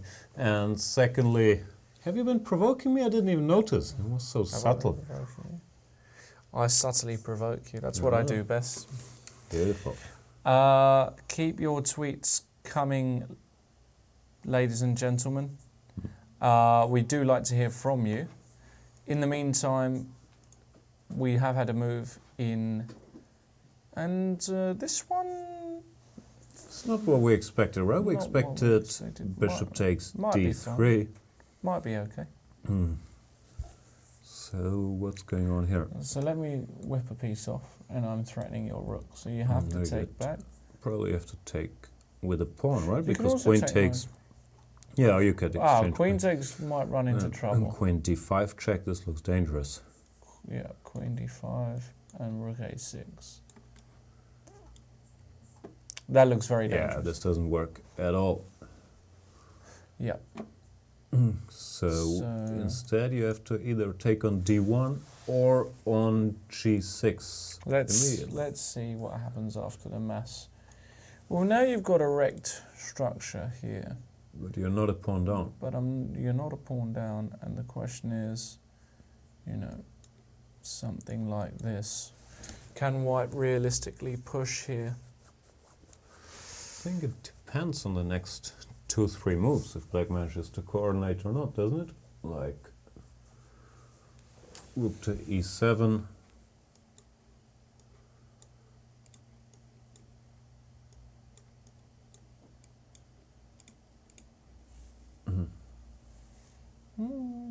I take white. Yeah, of course. Anybody take white, but is it serious? Um, King f7.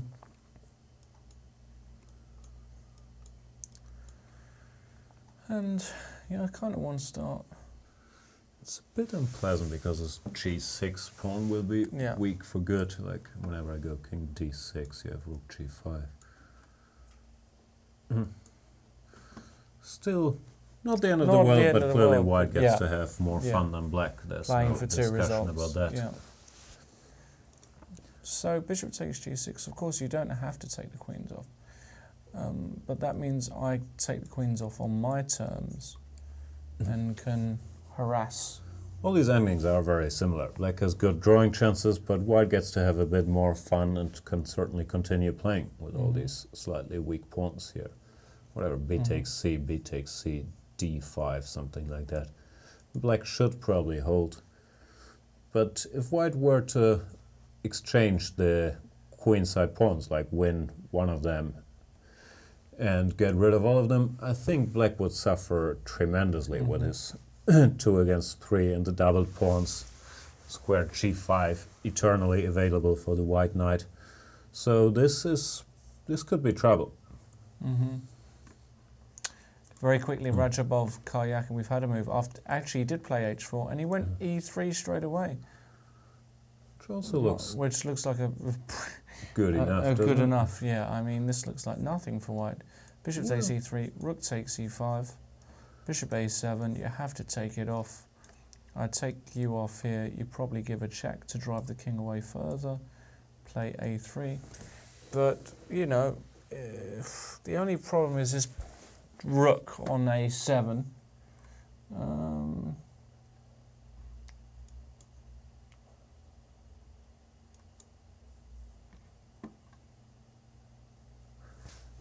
don't know. I'd be a bit uneasy here, you know. Just go b6 in here. That's just in time, I think, with black. Just in time. Probably. Just in time.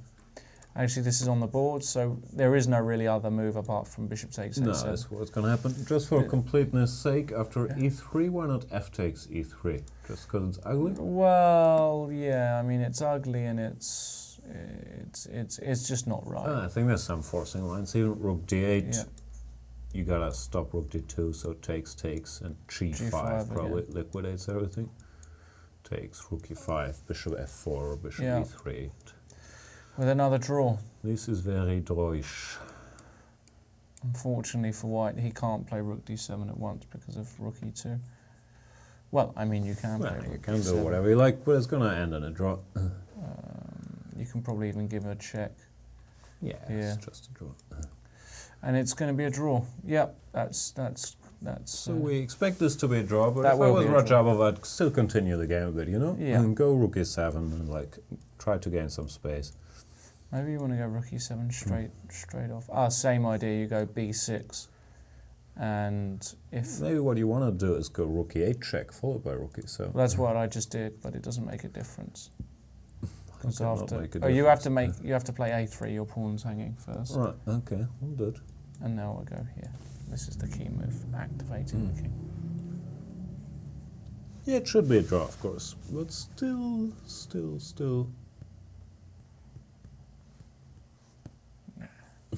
I can't see much. Let's say f3 or whatnot, F3. just to get my king into the game. That's a nice little activating move. And now I've got rook c4 to boot, so you can't actually attack any of them. Yeah. No, I'm with you. Black should hold, but they have this on the board, I believe. Yeah, they've Wouldn't got be this surprised. position. Actually, it wouldn't surprise me if he played rook a4 here. Look at that. Our analysis is pretty. It wasn't like there was unlimited choice of options. True. But He's going to play yeah. rook a4. No, he's going to play king g6. I beg your pardon. King g6 is the correct move. Maybe rook a4. No, because then rook e7. Tweet from Khalid Khalil. Magnus is playing strategically and Mamedyarov is playing tactically, each trying to turn their position to their advantage. Very true. Very true. Well, Magnus also is playing tactically. We shouldn't forget that in his position, you know, here, this is a very, very rich position, tactically speaking, and, you know, it's... No, the thing is, Magnus is a pawn up, so he has the luxury that he has the so-called static advantage. So Mamedyarov is the one who has to make something happen and therefore has to play tactically. But Magnus has to calculate the lines just as much, right? And he will. Olympiu Urkan, whenever a pawn sacrifice on a5 and a piece sacrifice on h6 becomes weirdly connected, Mamedyarov turns into a fire-breathing dragon. Don't quite understand that at all, but I assume you're correct. All of our listeners are normally correct, even the ones who claim that opponents turn into fire-breathing dragons when a5 and h6 are somehow weirdly connected. I'm not sure he's referring to some game, I'm guessing, but I'm not sure which one. Yeah, maybe. I do agree that Mamedyarov is a tremendous fire-breathing tactical force. I don't think his position gives him the opportunity to display his whole arsenal here, and I still believe, like I've said since move 5, that objectively Black is doing excellently here. Then again, it's always the same when I commentate these Mamedyarov games. I don't like his opening one bit, and then it gets very messy, and sometimes he wins these games, you know? Yeah, absolutely. So what I would suggest is, being as lazy as I am, that I will go find another coffee and we will be back freshly caffeinated Nice. within... Is that a word? I It just is, made it up. yeah. Nice. Within minutes. Thanks everybody for listening See you. and keep tweeting us.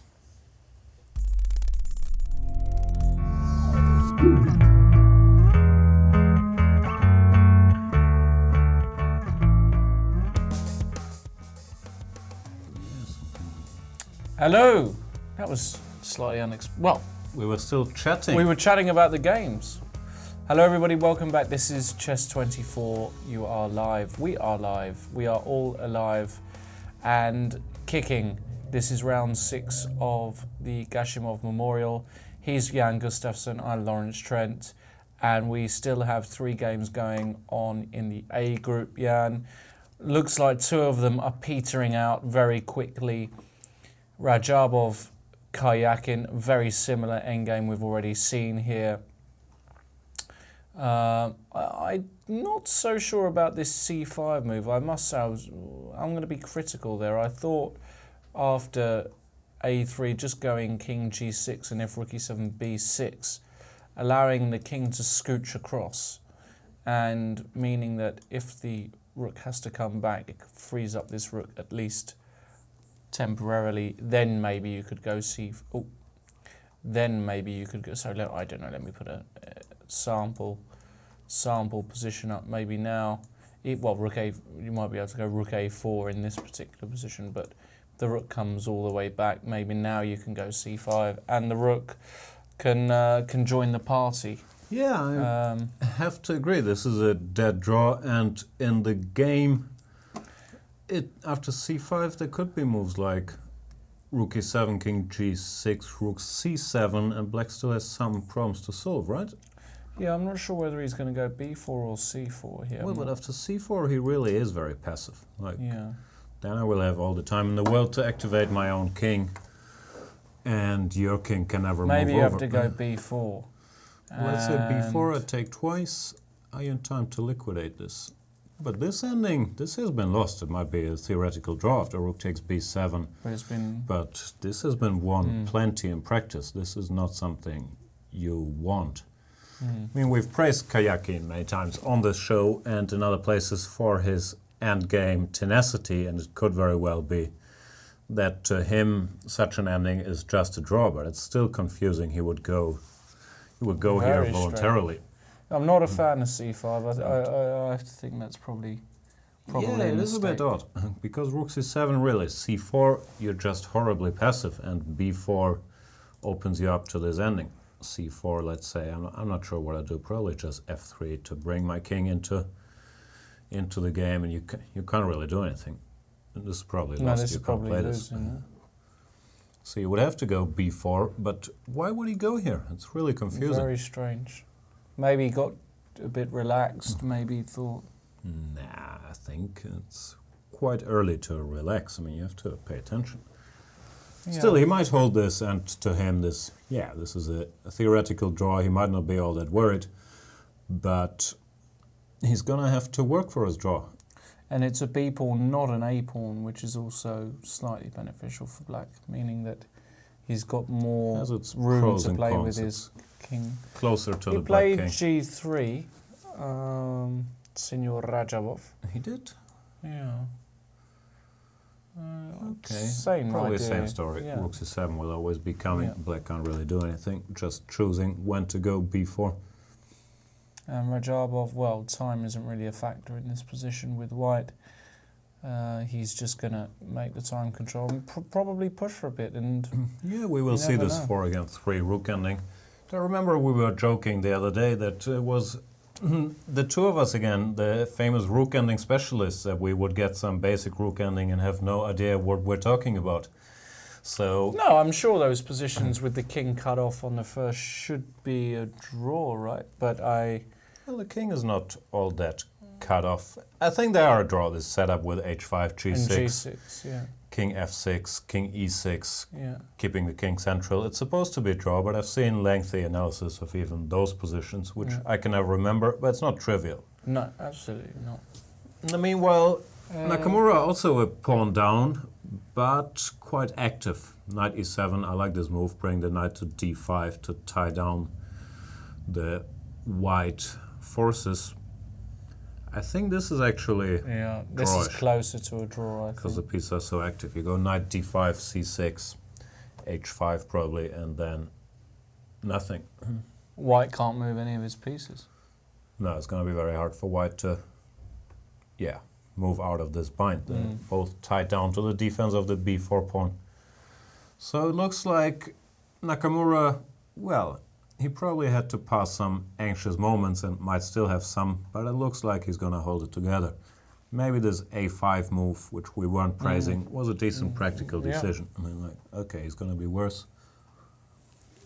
Yeah, and then the big game, the one that's actually, not only is it the most interesting game, but it's also a critical game in terms of the tournament, the future of the tournament. Magnus Carlsen, of course, is only still half a point behind the leader. And were he to win this, would be more than in contention for top spot. But let's have a look at what happened after Queen d8, which is the last time we looked at it. D takes e6, Ed takes e6 happened, and now we were looking at e5, bishop takes c3, but knight h4 was played by Shaq, and that's a good little move, I think. Yeah, he might want to prepare f4, e5. He keeps an eye on this g6 square, knight g6, a bit looming, which probably black is not going to allow. A bit intrigued that Carlsen decided to part with his dark square bishop here immediately. I was wondering if you couldn't delay that and go queen e8 to get started, but maybe that runs into some tricks. That's probably what he disliked, bishop g2 and ef6. And, well, our king position did get a little looser than we'd wanted to. No idea, this position might still be unclear, but Carlsen took on c3 first, where b takes c3.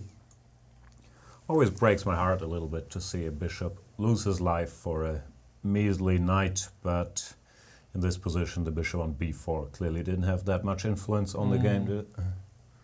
Queen Now e8. he went queen e8, okay, makes sense.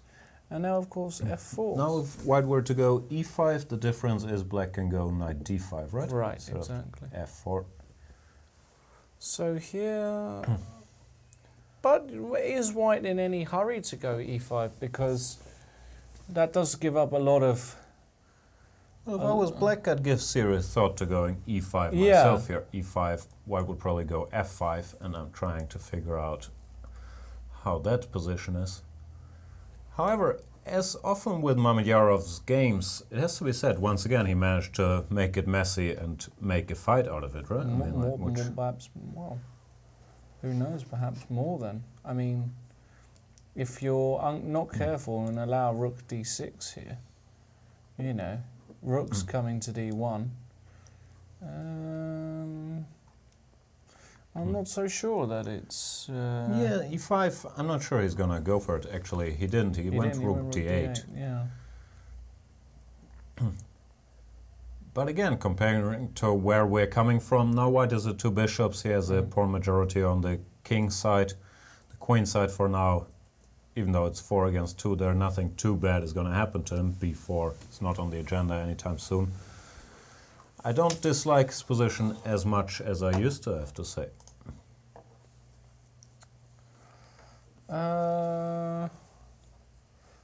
Tweet here from Dilip Vamanan.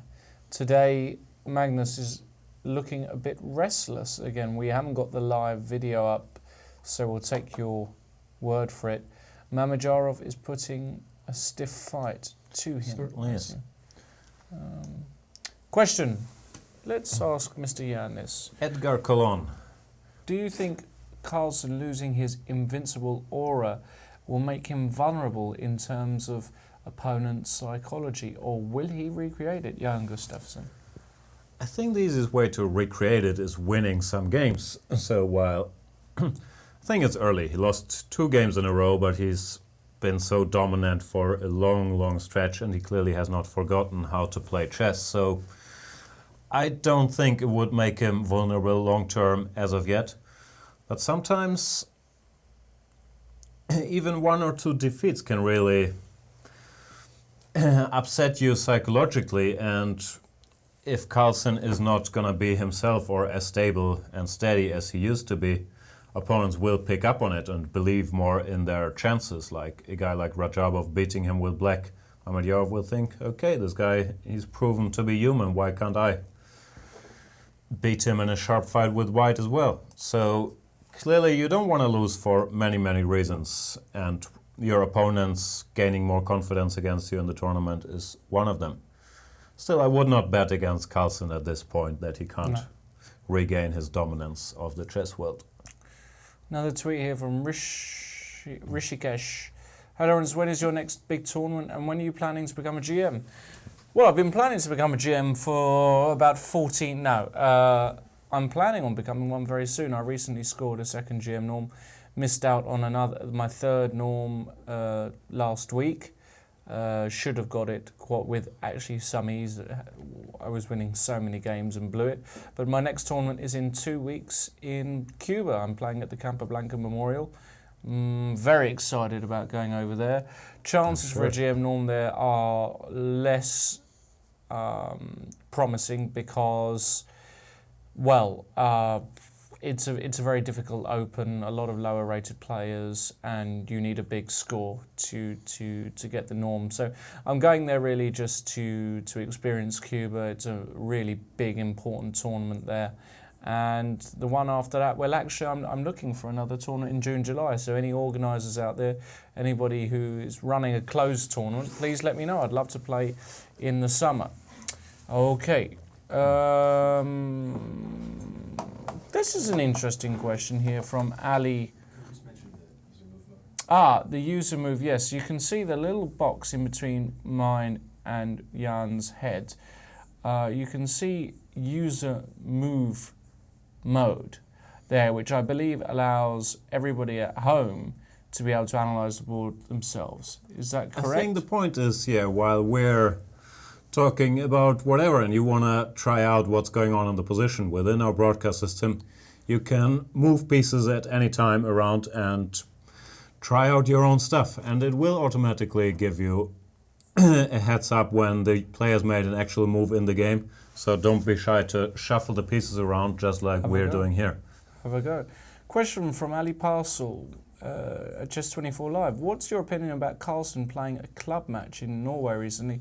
Should top players do this more often? Now, it's quite an interesting story, isn't it, Jan? He played for, was it the second team in the second league? I think it was second league, I'm not sure. I think he played for Stavanger, maybe? Yeah. He did beat Vladimir Georgiev with the white pieces. I'm not sure. It seemed to me like a bit of a spontaneous decision. He was around. Why not play a white game? He might even pick up a rating point if he wins, which he did. Also, not every day that you play a Grandmaster in the second Norwegian league, let alone a world champion, but I think he was not even expecting to play against Georgiev. And else, plenty of top players do play in leagues, like in my German team, Baden-Baden, for example. It has Aronian, it has Anand, it has pretty much everybody but Magnus Carlsen. So it does happen. And then again, Carlsen, he doesn't really need it financially, obviously, and I think he's plenty busy with playing super tournaments, being world champion, promoting chess, being a model, doing what he does. So I would be surprised if he went on to play a lot of league games in the near future. Interesting stuff. Okay, let's get back to the games. And in fact, in the Rajabov kayaking game, we have got this precise ending, Jan. Sure. And Rajabov can play on forever, basically. It's one of those ones where I'm pretty sure in this position h5 is absolutely the correct move. Probably yes. In general, Black at some point might want to generate counterplay on the king side with h5, king e6, f6, g5 to, first of all exchange pawns and secondly create some weaknesses or a potential passer there should white's king try to lure over to the queen side.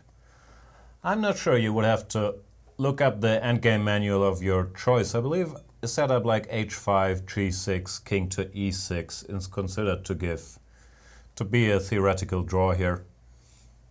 But I believe many players would be capable of losing this position with black, and even though there are theoretical draws, there's always a lot of stuff that is not covered in the books that white can try or might try. So I'm a bit surprised by Kayakin's voluntary decision to enter this. Yeah, and what's the most embarrassing moment in your professional chess career, asks Rishikesh. I'm not sure I've had a professional chess career, but I've certainly played many embarrassing moves. I don't know if embarrassing, but the one that stands out is the beating I received in Dortmund in 2012, when arguably wasn't a professional effort, but I certainly did get killed by the big guys and did not enjoy it all that much. Okay. So still no moves in Caruana-Nakamura. We have had a move, however, in Mamedyarov-Carlsen. Mamedyarov played h3 ostensibly to potentially expand with g4, Well, maybe also stopping g4 knight for starters. g4. But g4 can't be something off his radar, gaining No, of course, space and using the majority. And now rook f7 by Carlsen. Looks a little clumsy, but I actually like this move, freeing the f8 square for the knight to make some sense of his pieces. And after g4, as you mentioned, I'm still curious if Black should not contemplate e5 in order after f5, which I'd be expecting. But you've got to be careful that I'm not hopping. Okay, but if you hop, I will take on f4. I'm not on time. Oh, you're just on time, right? This looks nice for Black. Queen e5. Wow. Knight f7, king f7, and all of a sudden my pieces are Yeah, your pieces are extremely working. active. Yeah. Yeah. So no, after e5 I would expect him to go f5, and here knight f8, giving up the pawn on c5, but somehow it feels like Black is coordinating his pieces a little bit. Rook f to d7. But Very complicated stuff, but I like Black here. yeah. e4 is weak. I want to put my queen on c6, my rook on d3, and if nothing too bad happens to me on the king side, I think Black is in good shape. g4 not forced, of course. Of course, yeah. Knight g6 comes to mind. If knight f8 you want, knight I can e5. play knight e5. Maybe, but it feels like it also helps me a little bit to get my pieces coordinated. Rook c7. I still like Black here. Queen might go back to e8, then knight g6 or knight 67, whatever is needed. It's in the air. So Mamedyarov still the one who has to prove he's got enough going for him. But like I said, the position looks a lot more unclear now to me than it did look after 10, 11, 12 moves, where it felt like Black was just a pawn to the good. Why are you so quiet? Do you still have that song in your head? No, I'm not. I'm trying to make sense of this position here. And as I say, h5 is absolutely the right move. Karyakin plays g5.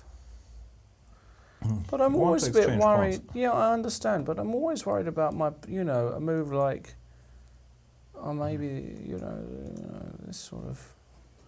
Get slightly concerned about this stuff. Well, in this particular position, probably f6 is all right. I'm not sure if we could have taken on h6, but then rook b4. Yeah? I mean instead of h5. Oh yeah, I'm going mad. You have to come back. Oh, but hang on. King f5, rook h6, rook b4. Is that the end of the story?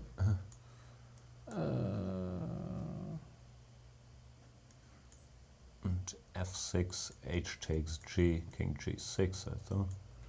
Ah, I missed that move. Yeah, this is very, very bad news. Okay, once again we showed an instructive way to lose And this instantly. I should show that, of course, the Very opposition. nice. Very important. But just in general, g5, No, I think g5 is a principled move. It depends if white can it all depends whether gain he space can. with rook b6, h5. I mean, else. if white gets in g4 and h5, it starts to become critical, I think. As Because usual, it depends on stuff, yeah? If my king is active, then not. But Yeah, I but hear if your you- point. so if I go check, I like driving you back. Right. So So h5. Ah, but now I think might the go idea is you go G4, yeah. G4. I think that's important. If you don't go G4, let's say you play some other move, I don't know. Rook B3, for example. Now I go G4 with white. Right. And, you know. No, we're not gonna let this happen, but he's gonna play either f5 or g4 after h5. F5 I'm not a fan Not a of big either. fan? No. I think that now leaves you so... Yeah, the problem Cut. is b5 threatening rook g6 and b6, Right. which we don't want to happen. So you would have to go, I don't know, king h7 or king f7. But But this then we looks can... this looks bad, yeah. Yeah, and I'm giving up already.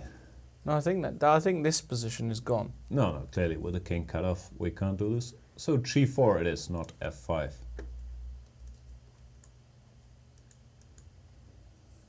And the question is, how can white make progress? Black will probably wait around. King h7.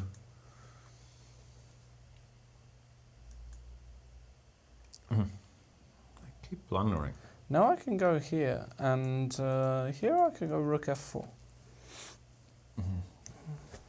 That's bad news once again. So no king I think h7. I'm going to have to get you... I'm a terrible rook game player, but if we ever cross swords in a real match, I think that's what I got to head for, right? Get you out of your opening, which you know so much about, get you straight into a rook ending. And make sure I have an extra pawn. String of extra pawn rook endings, you'll be doing quite well in the match, even if you're not winning them. But yeah, h5, g4, what do we do? King f1, king h7 we should not do because of rook to f6. So you have to pass. So, well, I was trying to pass. You can't king pass h7 easily. wasn't an You can't active pass. try. But it's not so easy to pass, indeed. Yeah, b5, rook b2, king e1. And we might get Zugzwangt. I'm not sure, maybe something like this at some point is possible, but it's already, it feels a bit dodgy, doesn't it?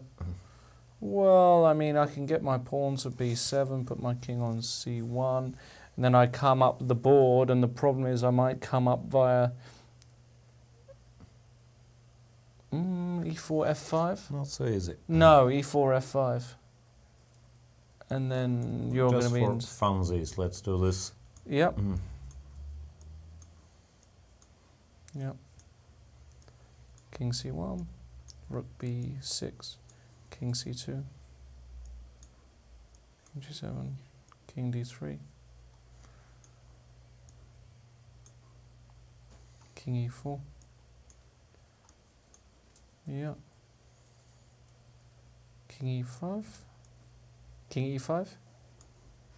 No, I want to get this with your king on h7. You're never gonna... Maybe just this will do. Maybe not. Yeah, no, this is winning. King e5. Yeah, now king f6. This, yeah. Yeah, notice how... And then you've got these... And then to explain, you know... Just to...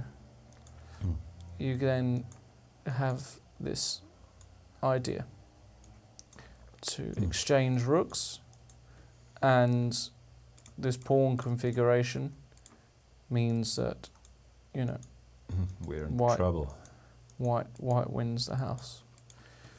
Right. So, with all that said, I know it's a million moves away, but So far we haven't demonstrated a convincing way to I equalize. don't think it's... I'm not sure about g5. I know you say it's principled, but if... Well, h5 is the move he has to try. I believe we can agree on that. If, let's say, king f3 takes on h4, I believe black should be alright.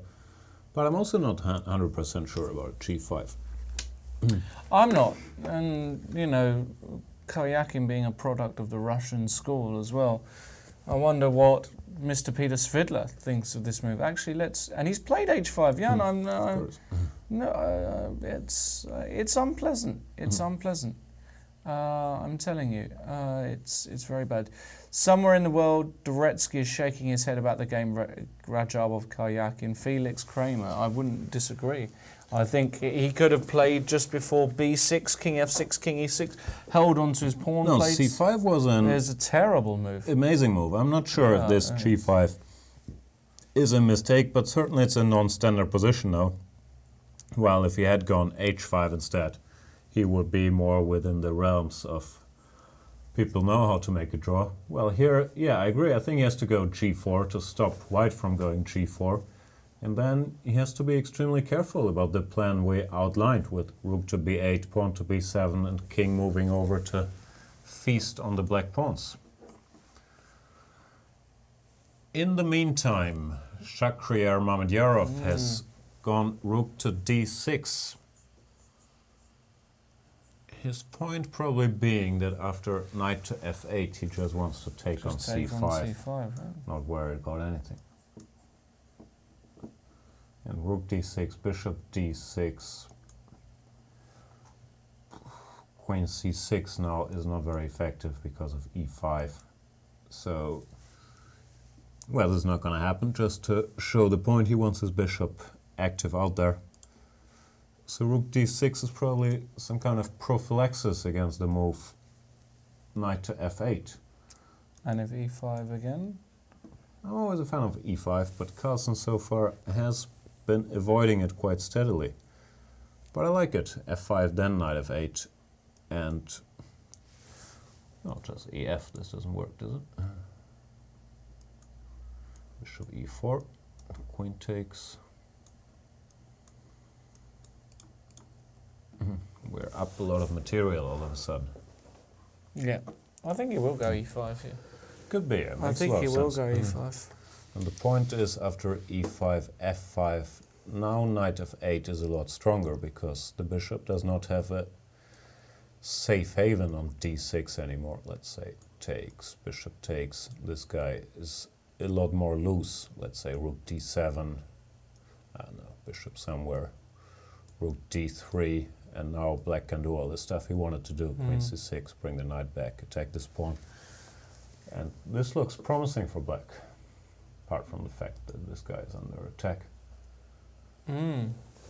So e5, yeah, I agree with you. I think he's like going to play move. e5. I think it's a good move. I think it's a good move. In the Caruana-Nakamura game, well, c6, this has just got draw written all over it. It really does. Can't really see. Well, black Rook wants to go. b3.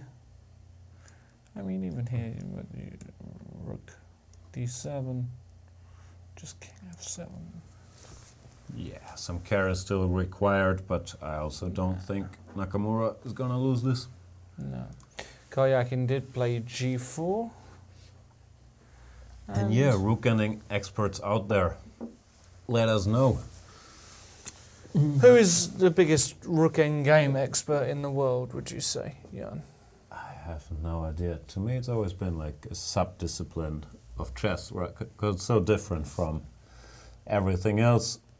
I'm not sure. I mean, Carsten Müller from Hamburg comes to mind, who's done a lot of writing on these theoretical rook endings. I'm sure Dvoretsky and those guys writing the heavy endgame manuals have put a lot of time analyzing them. I think John Spielman is or used to be quite famous for his rook endgame erudition. Korchnoi wrote a book on rook endings. John Nunn had some excellent writing on all kinds of endings. So there's plenty of guys who spent a lot of time on the topic. Unfortunately, I'm not one of those guys. So Have you written a book before yet? If I read a book before? Written a book? Not on chess. Oh. What have you written a book on? On some other card game. It's not Of course you did, yeah. not something I will mention on chess broadcasts. No, I haven't written a chess book. Wow. So, Karyakin, we have this position. He went g4, king f1, and he played slightly smarter than I suggested with king h7, which probably loses to rook f6. He went for the move king g8. His point being that this is a draw, rook h6, rook b4, and if white does not do this, I think he will just keep waiting, like king e1, king g7. And again, the question is this plan bound to cause problems? Rook b8, say king f6, b5. Could be that he's in time in a position like this to actually activate his king.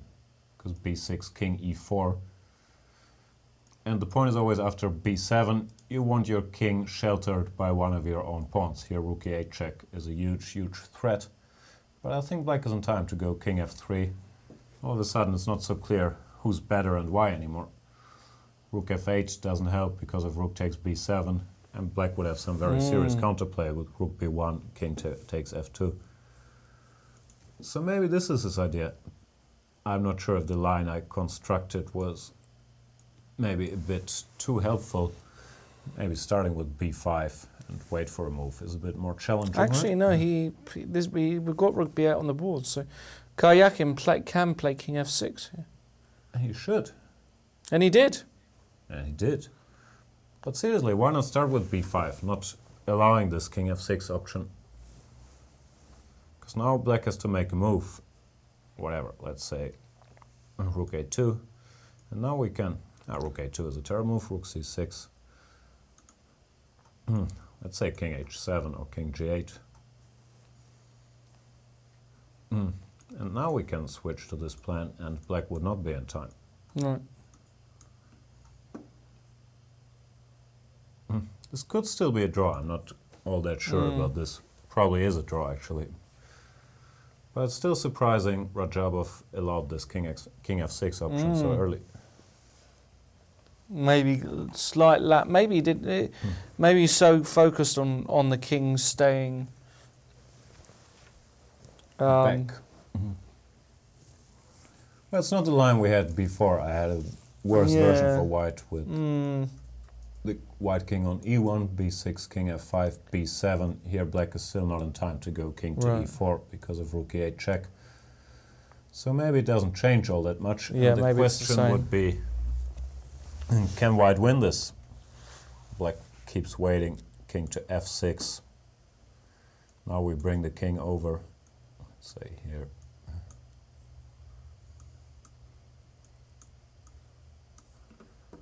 What is your expert opinion?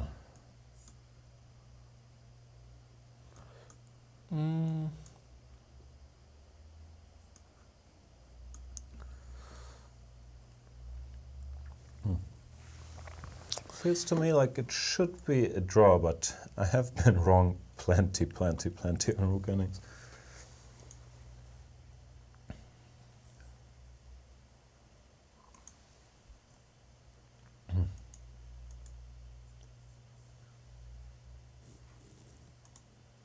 king c5. What are you going to do? Let's say king f6.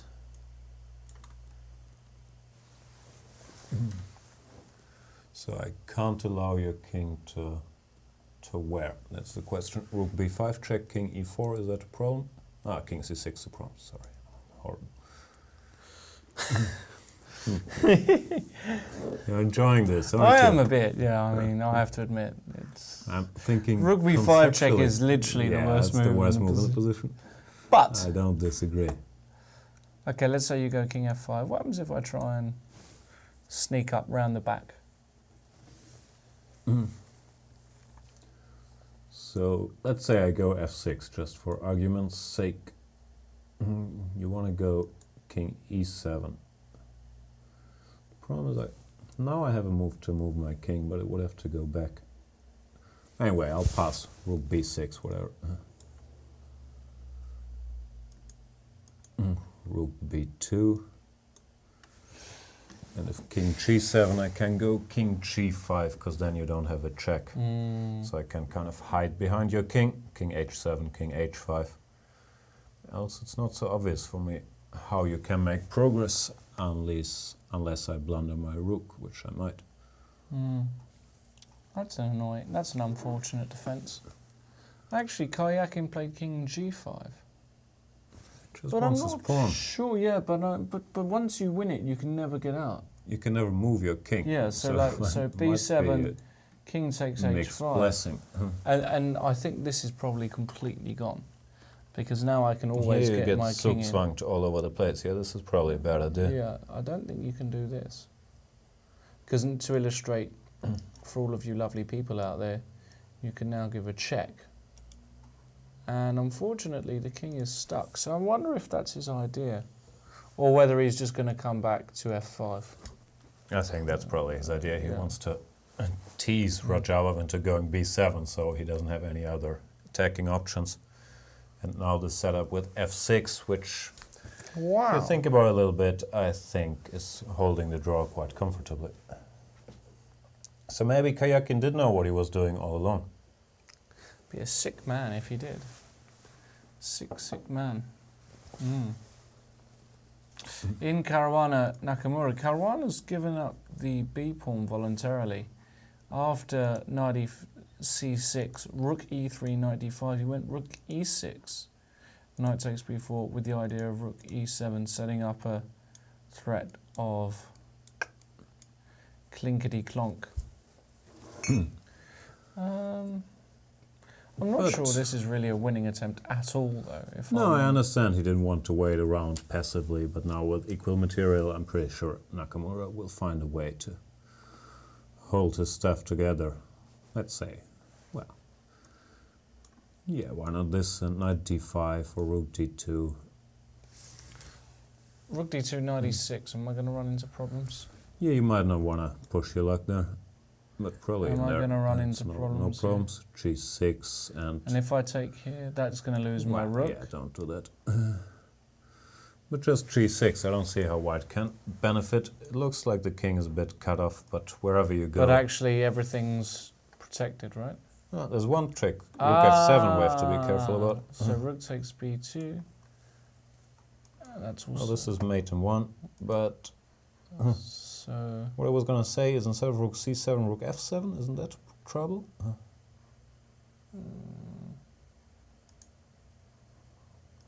Probably have to go somewhere with the pawn. Yeah. Probably still holds. It feels a bit Feels a bit loose, but, you know... bit cozy, but yeah. Yeah. Yeah. No, it's going to be a draw. I agree. Let's check Twitter. PP Gambi says this looks like the Lucena position. I'm guessing he was referring to Rajabov-Karjakin, but no, it's not the Lucena position. That's one of the 3 things I do know about rook endings. The Lucena position is when when white has one passed pawn left and the black king is cut off. It's one of the winning positions one has to know. Alex says, hey guys, I'm on the site, but I don't see any live commentary, just a live cam. Where's Paul Borta? Paul Borta is gone, unfortunately. He might tweet in, but he was only with us for the first 5 rounds. But we're still here and talking, so it's strange you can't see us. Maybe you have to... He can't hear us either, probably, so my advice not He's to help. probably... Maybe Macaulay can send him a quick tweet. He's probably on the live feed. The English button, and he needs to come over to Chess24 live rather than looking at the live. He's looking at the live feed. Please keep on sending us your tweets, lovely people. And Philip Go, yes, Nakamura does seem to have equalised, yeah, there you go. In the Carlsen game, we've got that exact line, Jan, that you mentioned. They went for this Yeah. e5. I really like Carlsen's position here. I think Mamedyarov is in serious trouble. Black forces will activate extremely quickly. E5 was a good one then, yeah. Well, Just to track back. E5 cementing this pawn, fixing it, stopping any white E5 ideas. And after F5, as you said, Jan, really nice defensive move, knight F8. Just keeping an eye on things, attacking this rook, trading off the active piece. Giving the pawn back, but in order to activate really quickly. And now rook takes d6, followed by rook d7. And now the point is if you go here... So easy to play, rook d3. You've also got this knight might make an appearance on g5. Even that, yeah. Look at these guys, look, and you know suddenly Queen a8 or queen c6. you can't ever hold it. The pawn's gone. It's basically there's no way to hold that pawn. I think this position is very close to being gone, frankly. Black pieces all of a sudden coordinate perfectly, right? Yeah, Right. this knight 8h7, knight g5, another resource you pointed out. I've been Bit curious. No, it just doesn't work. I thought rook d1, but then queen d8, exploiting the pin, and the bishop will be lost. That's game. So the bishop has to move, and then And rook if it d3 takes, will come. if it takes It this was also guy. very bad. Queen takes f8, and all my pieces will come with full force. Queen c5, rook d3. Yeah. I think that's very, very bad position for white. Wow. So what will you give me, odds-wise, for a Carlsen victory today? I'm not giving you anything for a Carlsen victory No, anymore. you tell me odds that you'd be happy with. So I get Carlsen? You get Carlsen win. Okay, I'll give you... I think he's seriously better, so I'll give you 4-1 odds. 4-1, he's practically winning, and you're giving me 4. What do I look like, a schmuck? 4-1 odds. Unbelievable, this guy. It is unbelievable. He's just trying to extract value wherever he can. It's just insane. You don't think 4-1 is fair? I might, In this take the position, other end of this bet. we've just demonstrated him winning. Oh, what, you're going to give me it?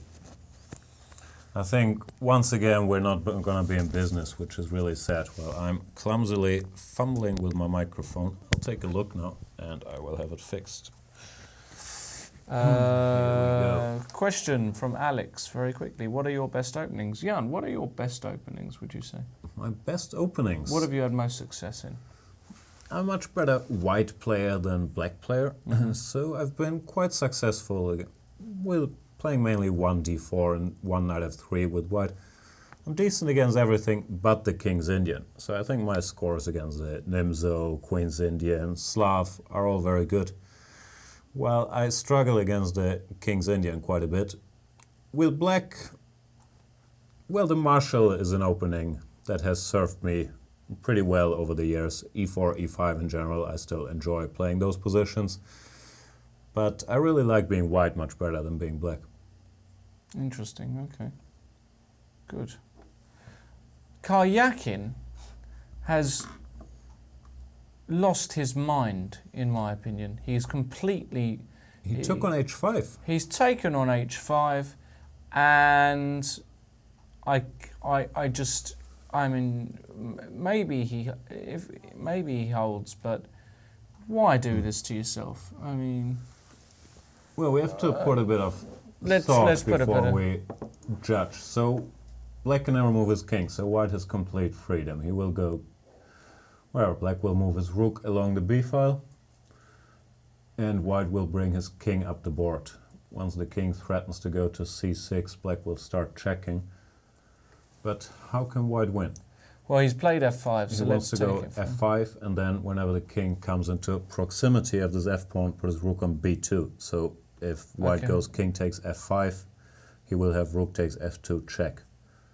Let's say, whatever, random moves, king d1, rook somewhere, rook b6, king d2, rook b5, king, doesn't matter, e3, and rook b2. And rook b3, let's say, and rook b2 again. I think that's his plan. Rook b5. You can also check me, right? Oh, no, Then you you can't. take. I don't want. I'm not So- sure. I can't give you that pawn, but I don't really want to. And my next move will be rook b2, and I don't see how white can make progress, frankly. Maybe Karyakin knew what he was doing all along.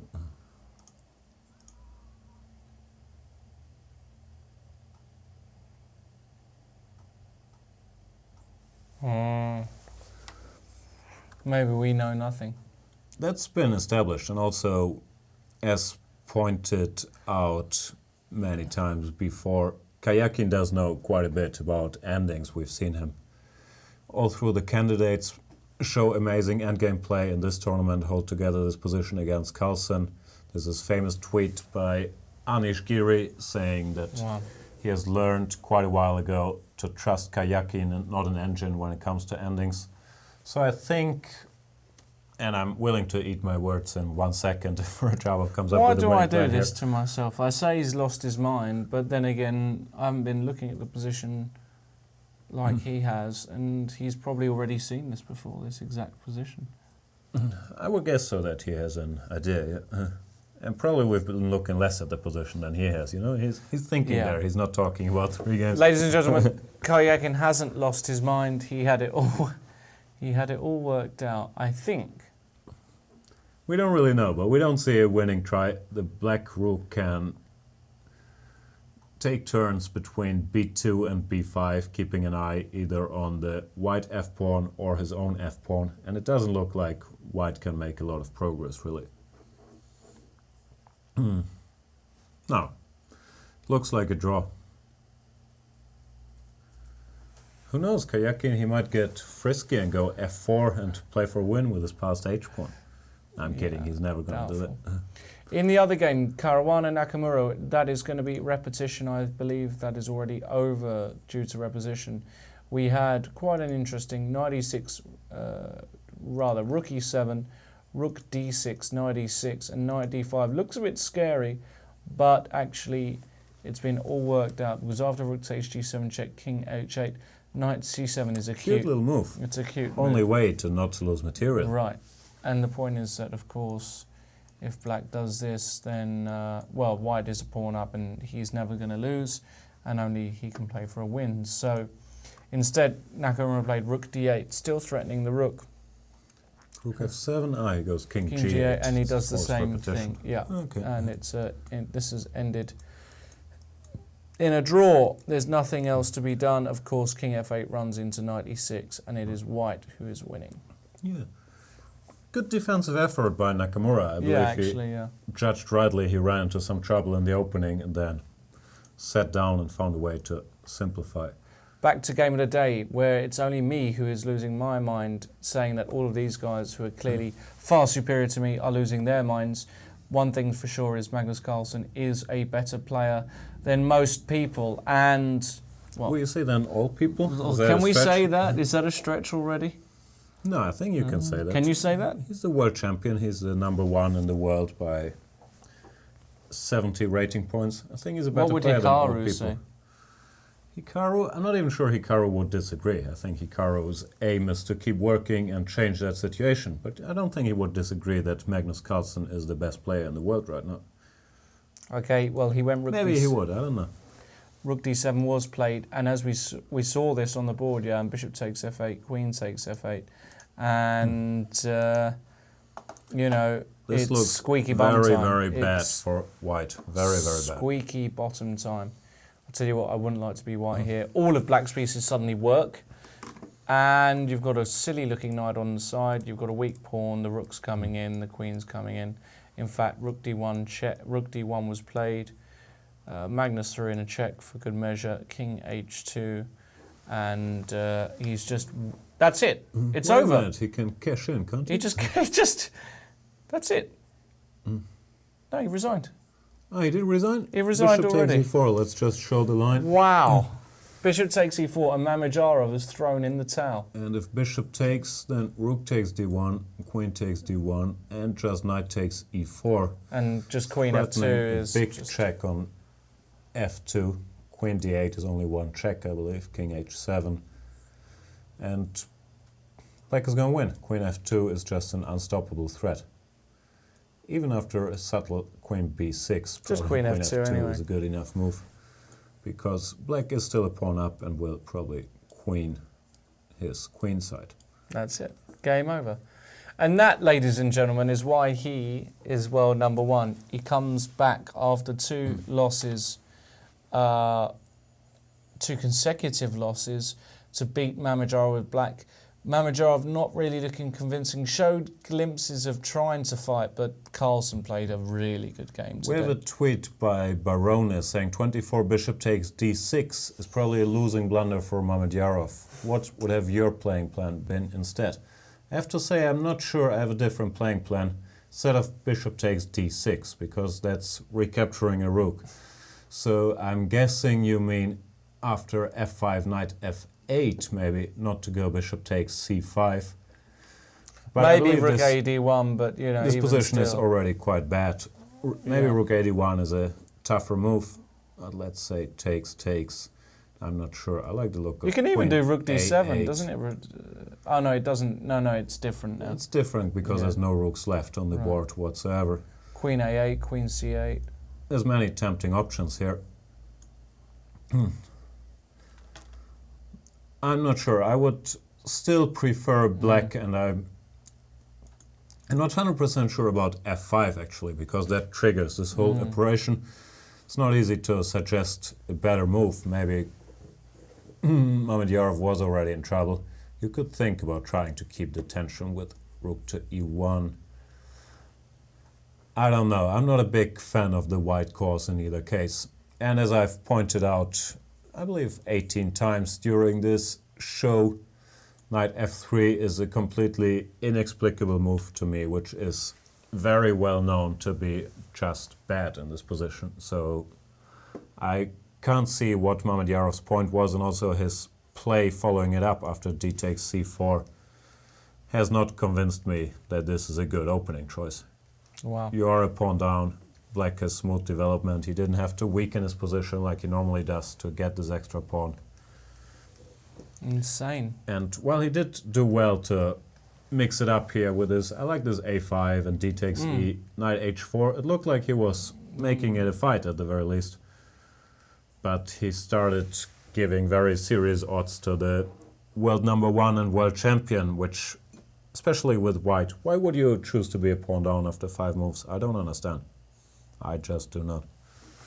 What a massive win that is for Magnus Carlsen. Means that he is now going to be equal top, assuming that Rajabov doesn't win. And looking at that position, we've got this exact position that we had on the board.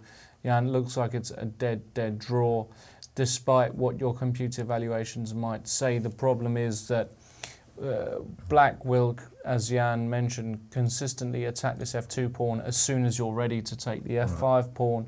So king e5, your rook b5 is fine, king e6, and you can just go rook b3 or rook b2. No, go rook b2. Rook and, b2. Yeah, white really can't do all that much after king f6, for example. I always have rook b5 back. I always have these 2 squares available. Yeah. White just can't make any progress. Yeah, and if you come over this way, you're just going to get checked to high heaven. Yeah. Come too close, you're going to get checked until you go away again, and then rinse and repeat. So no, this is a dead draw, and I wouldn't be surprised if they agreed to draw very soon. And Kayakin did know what he was doing all along, I believe it's safe to say. He does know his rook endings and his endings in general. How dare we question him. So with that all said, it looks as though Rajabov and Carlsen will be on +1 at the top, followed by a big pack including Caruana and the like. In fact, what we'll do is we'll get the standings up for you in a moment. We'll just quickly have a look at the B group, just go over some of the games there. We've still got Durar Bailey playing against Abasov, and Black's king looks a bit shaky. Doesn't look like White's in any danger, but maybe he's just got enough play there, Black, to keep it going. There has been a draw in Mamedyarov-Gustafsson. That was a crazy looking game. He played knight takes g6 here. I just don't understand anything. Everything is on prees, and what ended up happening was it ended in a draw. Probably a very accurate game actually. And look at that, the king's walking up the board, and yeah, and then the bishops reign supreme, and a draw, repetition. So interesting draw there. Wojciech back row is still going on, but amazingly, it looks as though Wojciech might have a good chance here. He's an exchange down, but he's got a pawn for it, and these are very important 2 bishops. And the question is, well, it's very difficult, isn't it, to play this one? Who would you take here, Jan? I'd definitely take White. He also has this very nice passer on b6. Yeah. I don't think he can ever run any risk. These bishops are so strong, and it could very well be that he's seriously better here. Probably you want to keep your lone rook on the board. That's a rule of thumb. If you're an exchange down and you have one rook and your opponent has two, normally you want to keep that one rook to, you know, it's useful to have one rook in your ranks doing the work only a rook can do. Well, if you exchange them, then probably it would be much easier for black. But I like white here, no doubt about it. Incredible. And in Elyanov, Wang Hao, well, Pavel Elyanov, it's all gone Pete Tong for him. Don't know what happened, but after a seemingly, what was it after? Something like this we saw earlier. There was some moves, rook a8, f5, we saw this. Oh, that's Action. Did he miss that's this? that's a shot. It wouldn't surprise me if he missed. Shots fired. Bishop takes g3. Yeah, that's probably a shot he missed. Queen takes e6, rook takes e6, and yeah, he's just lost a pawn. Why not f takes e4 here? Ah, then bishop e1, rook e1, and rook g6 is a very cold No, awakening. he's just missed that. Elyanov is quite simple, h4, h6, and that's game over. So he ended up having to Trent go into this endgame, and we've got the position on the board at the moment. Still got chances to hold, of course, because with two rooks it's always really tough, but naturally it's only Wang Hao who's going to be playing for the win. So Elyanov in for a bit of a slog there. And in the last game, Motilev, Safali, well, it's one of those positions where it's good to have a knight. It's a closed position. That said, okay, white has got an extra pawn, I should mention that. I think that's the defining factor. That said, it looks as though black has worked very well set up to be able to hold this. No, I think black is in serious trouble. Really? Bishop c2, planning bishop b3. Ah, that I missed. And if you have to go bishop e6, I have time to go, let's say, knight f3. And I think maybe. you're in really serious trouble. Oh, maybe this rook does a really good job of cutting this king and stopping black getting active, and black can't get active himself. Wow, actually, maybe you're right, Jan. This might be critical. Bishop c2, bishop b3. Yeah, white has many ideas to play with in the position we just saw, just to go knight d2, bishop b3 anyway. And no, I think this looks very bad for Safari. Yeah, maybe this bishop Pawn is a pawn, you know. and this bishop is locked Bishop in. is dead. Yeah, indeed. Very interesting. Okay, back to the A group. And we've got this position on the board. Rook b6 check. They will be shaking hands shortly, I assume. So let's get the standings up with this put as a draw, because they're really... Oh, you can't do it, so scroll down to see the standings. Scroll down to see the standings. Okay, well these are the standings except the result of Rajabov-Carlsen. So assuming that will be a draw, Rajabov-Carlsen leading the pack on 3.5. Nakamura, Caruana, Rajabov and Carlsen will be on 3. And poor old Shaq, who worked his socks off to beat Caruana in the other game, will be at the foot of the table. And really cute, very cute ending here after king takes f5. Oh. Rook takes b7, beautiful. That's something we idea. didn't spot. You can even allow him to take and then go for the stalemate. Nice. Look at that. And after rook takes b7, that is stalemate. And as Nigel Short always likes to say, why on earth should that be half a point each? I've got a rook and a pawn extra. Surely I should get 3/4 of the point and you only a quarter. After all, you know, you're the one who can't move. I can move all my pieces, you can't move yours. So, but no, according to the rules of chess, it's a draw, half a point each, and these are the standings that you can see in front of you, as I just mentioned. So, Magnus Carlsen, world champion, world number 1, back in the hunt, big time. And again, white tomorrow. Let's have a look at the pairings for tomorrow's round. It'll be quite interesting to see who's playing who. Rajabov white against Mamedyarov, Carlsen white against Caruana, and then, well, we always love this matchup. Nakamura white against Carlsen. Wow. That's that always promises action. It's always action. It's always fireworks. I think, given that we've covered just about everything today, I believe, Jan, is there anything else that's lacking? Have we missed something? I think we've covered a lot of chess. We've covered a We lot of haven't chess. even gotten into the topics we normally get Yeah. into. So We'll a bit save of them. a shorter day today. It's Yeah. not even 4 hours and all the games are finished. But the big story, of course, is Carlsen making an immediate comeback. And really, Mamedyarov, get your openings together. You're playing all these super tournaments. Come on, don't give the world champion a pawn on move 5 for nothing. It really doesn't make sense. I believe in you, Shaq. I think you're going to make a comeback, and we will all see if that's true. Join us tomorrow, Sunday, 12 o'clock Central European time, same place, here on Chess24. If you're not here, I don't know what you're doing, because it's Sunday and it's your day of rest, and you're clearly not using your time in the most efficient way. So I look forward to seeing you tomorrow. I'll be here with Mr. Gustafsson. Until then, have an amazing Saturday afternoon.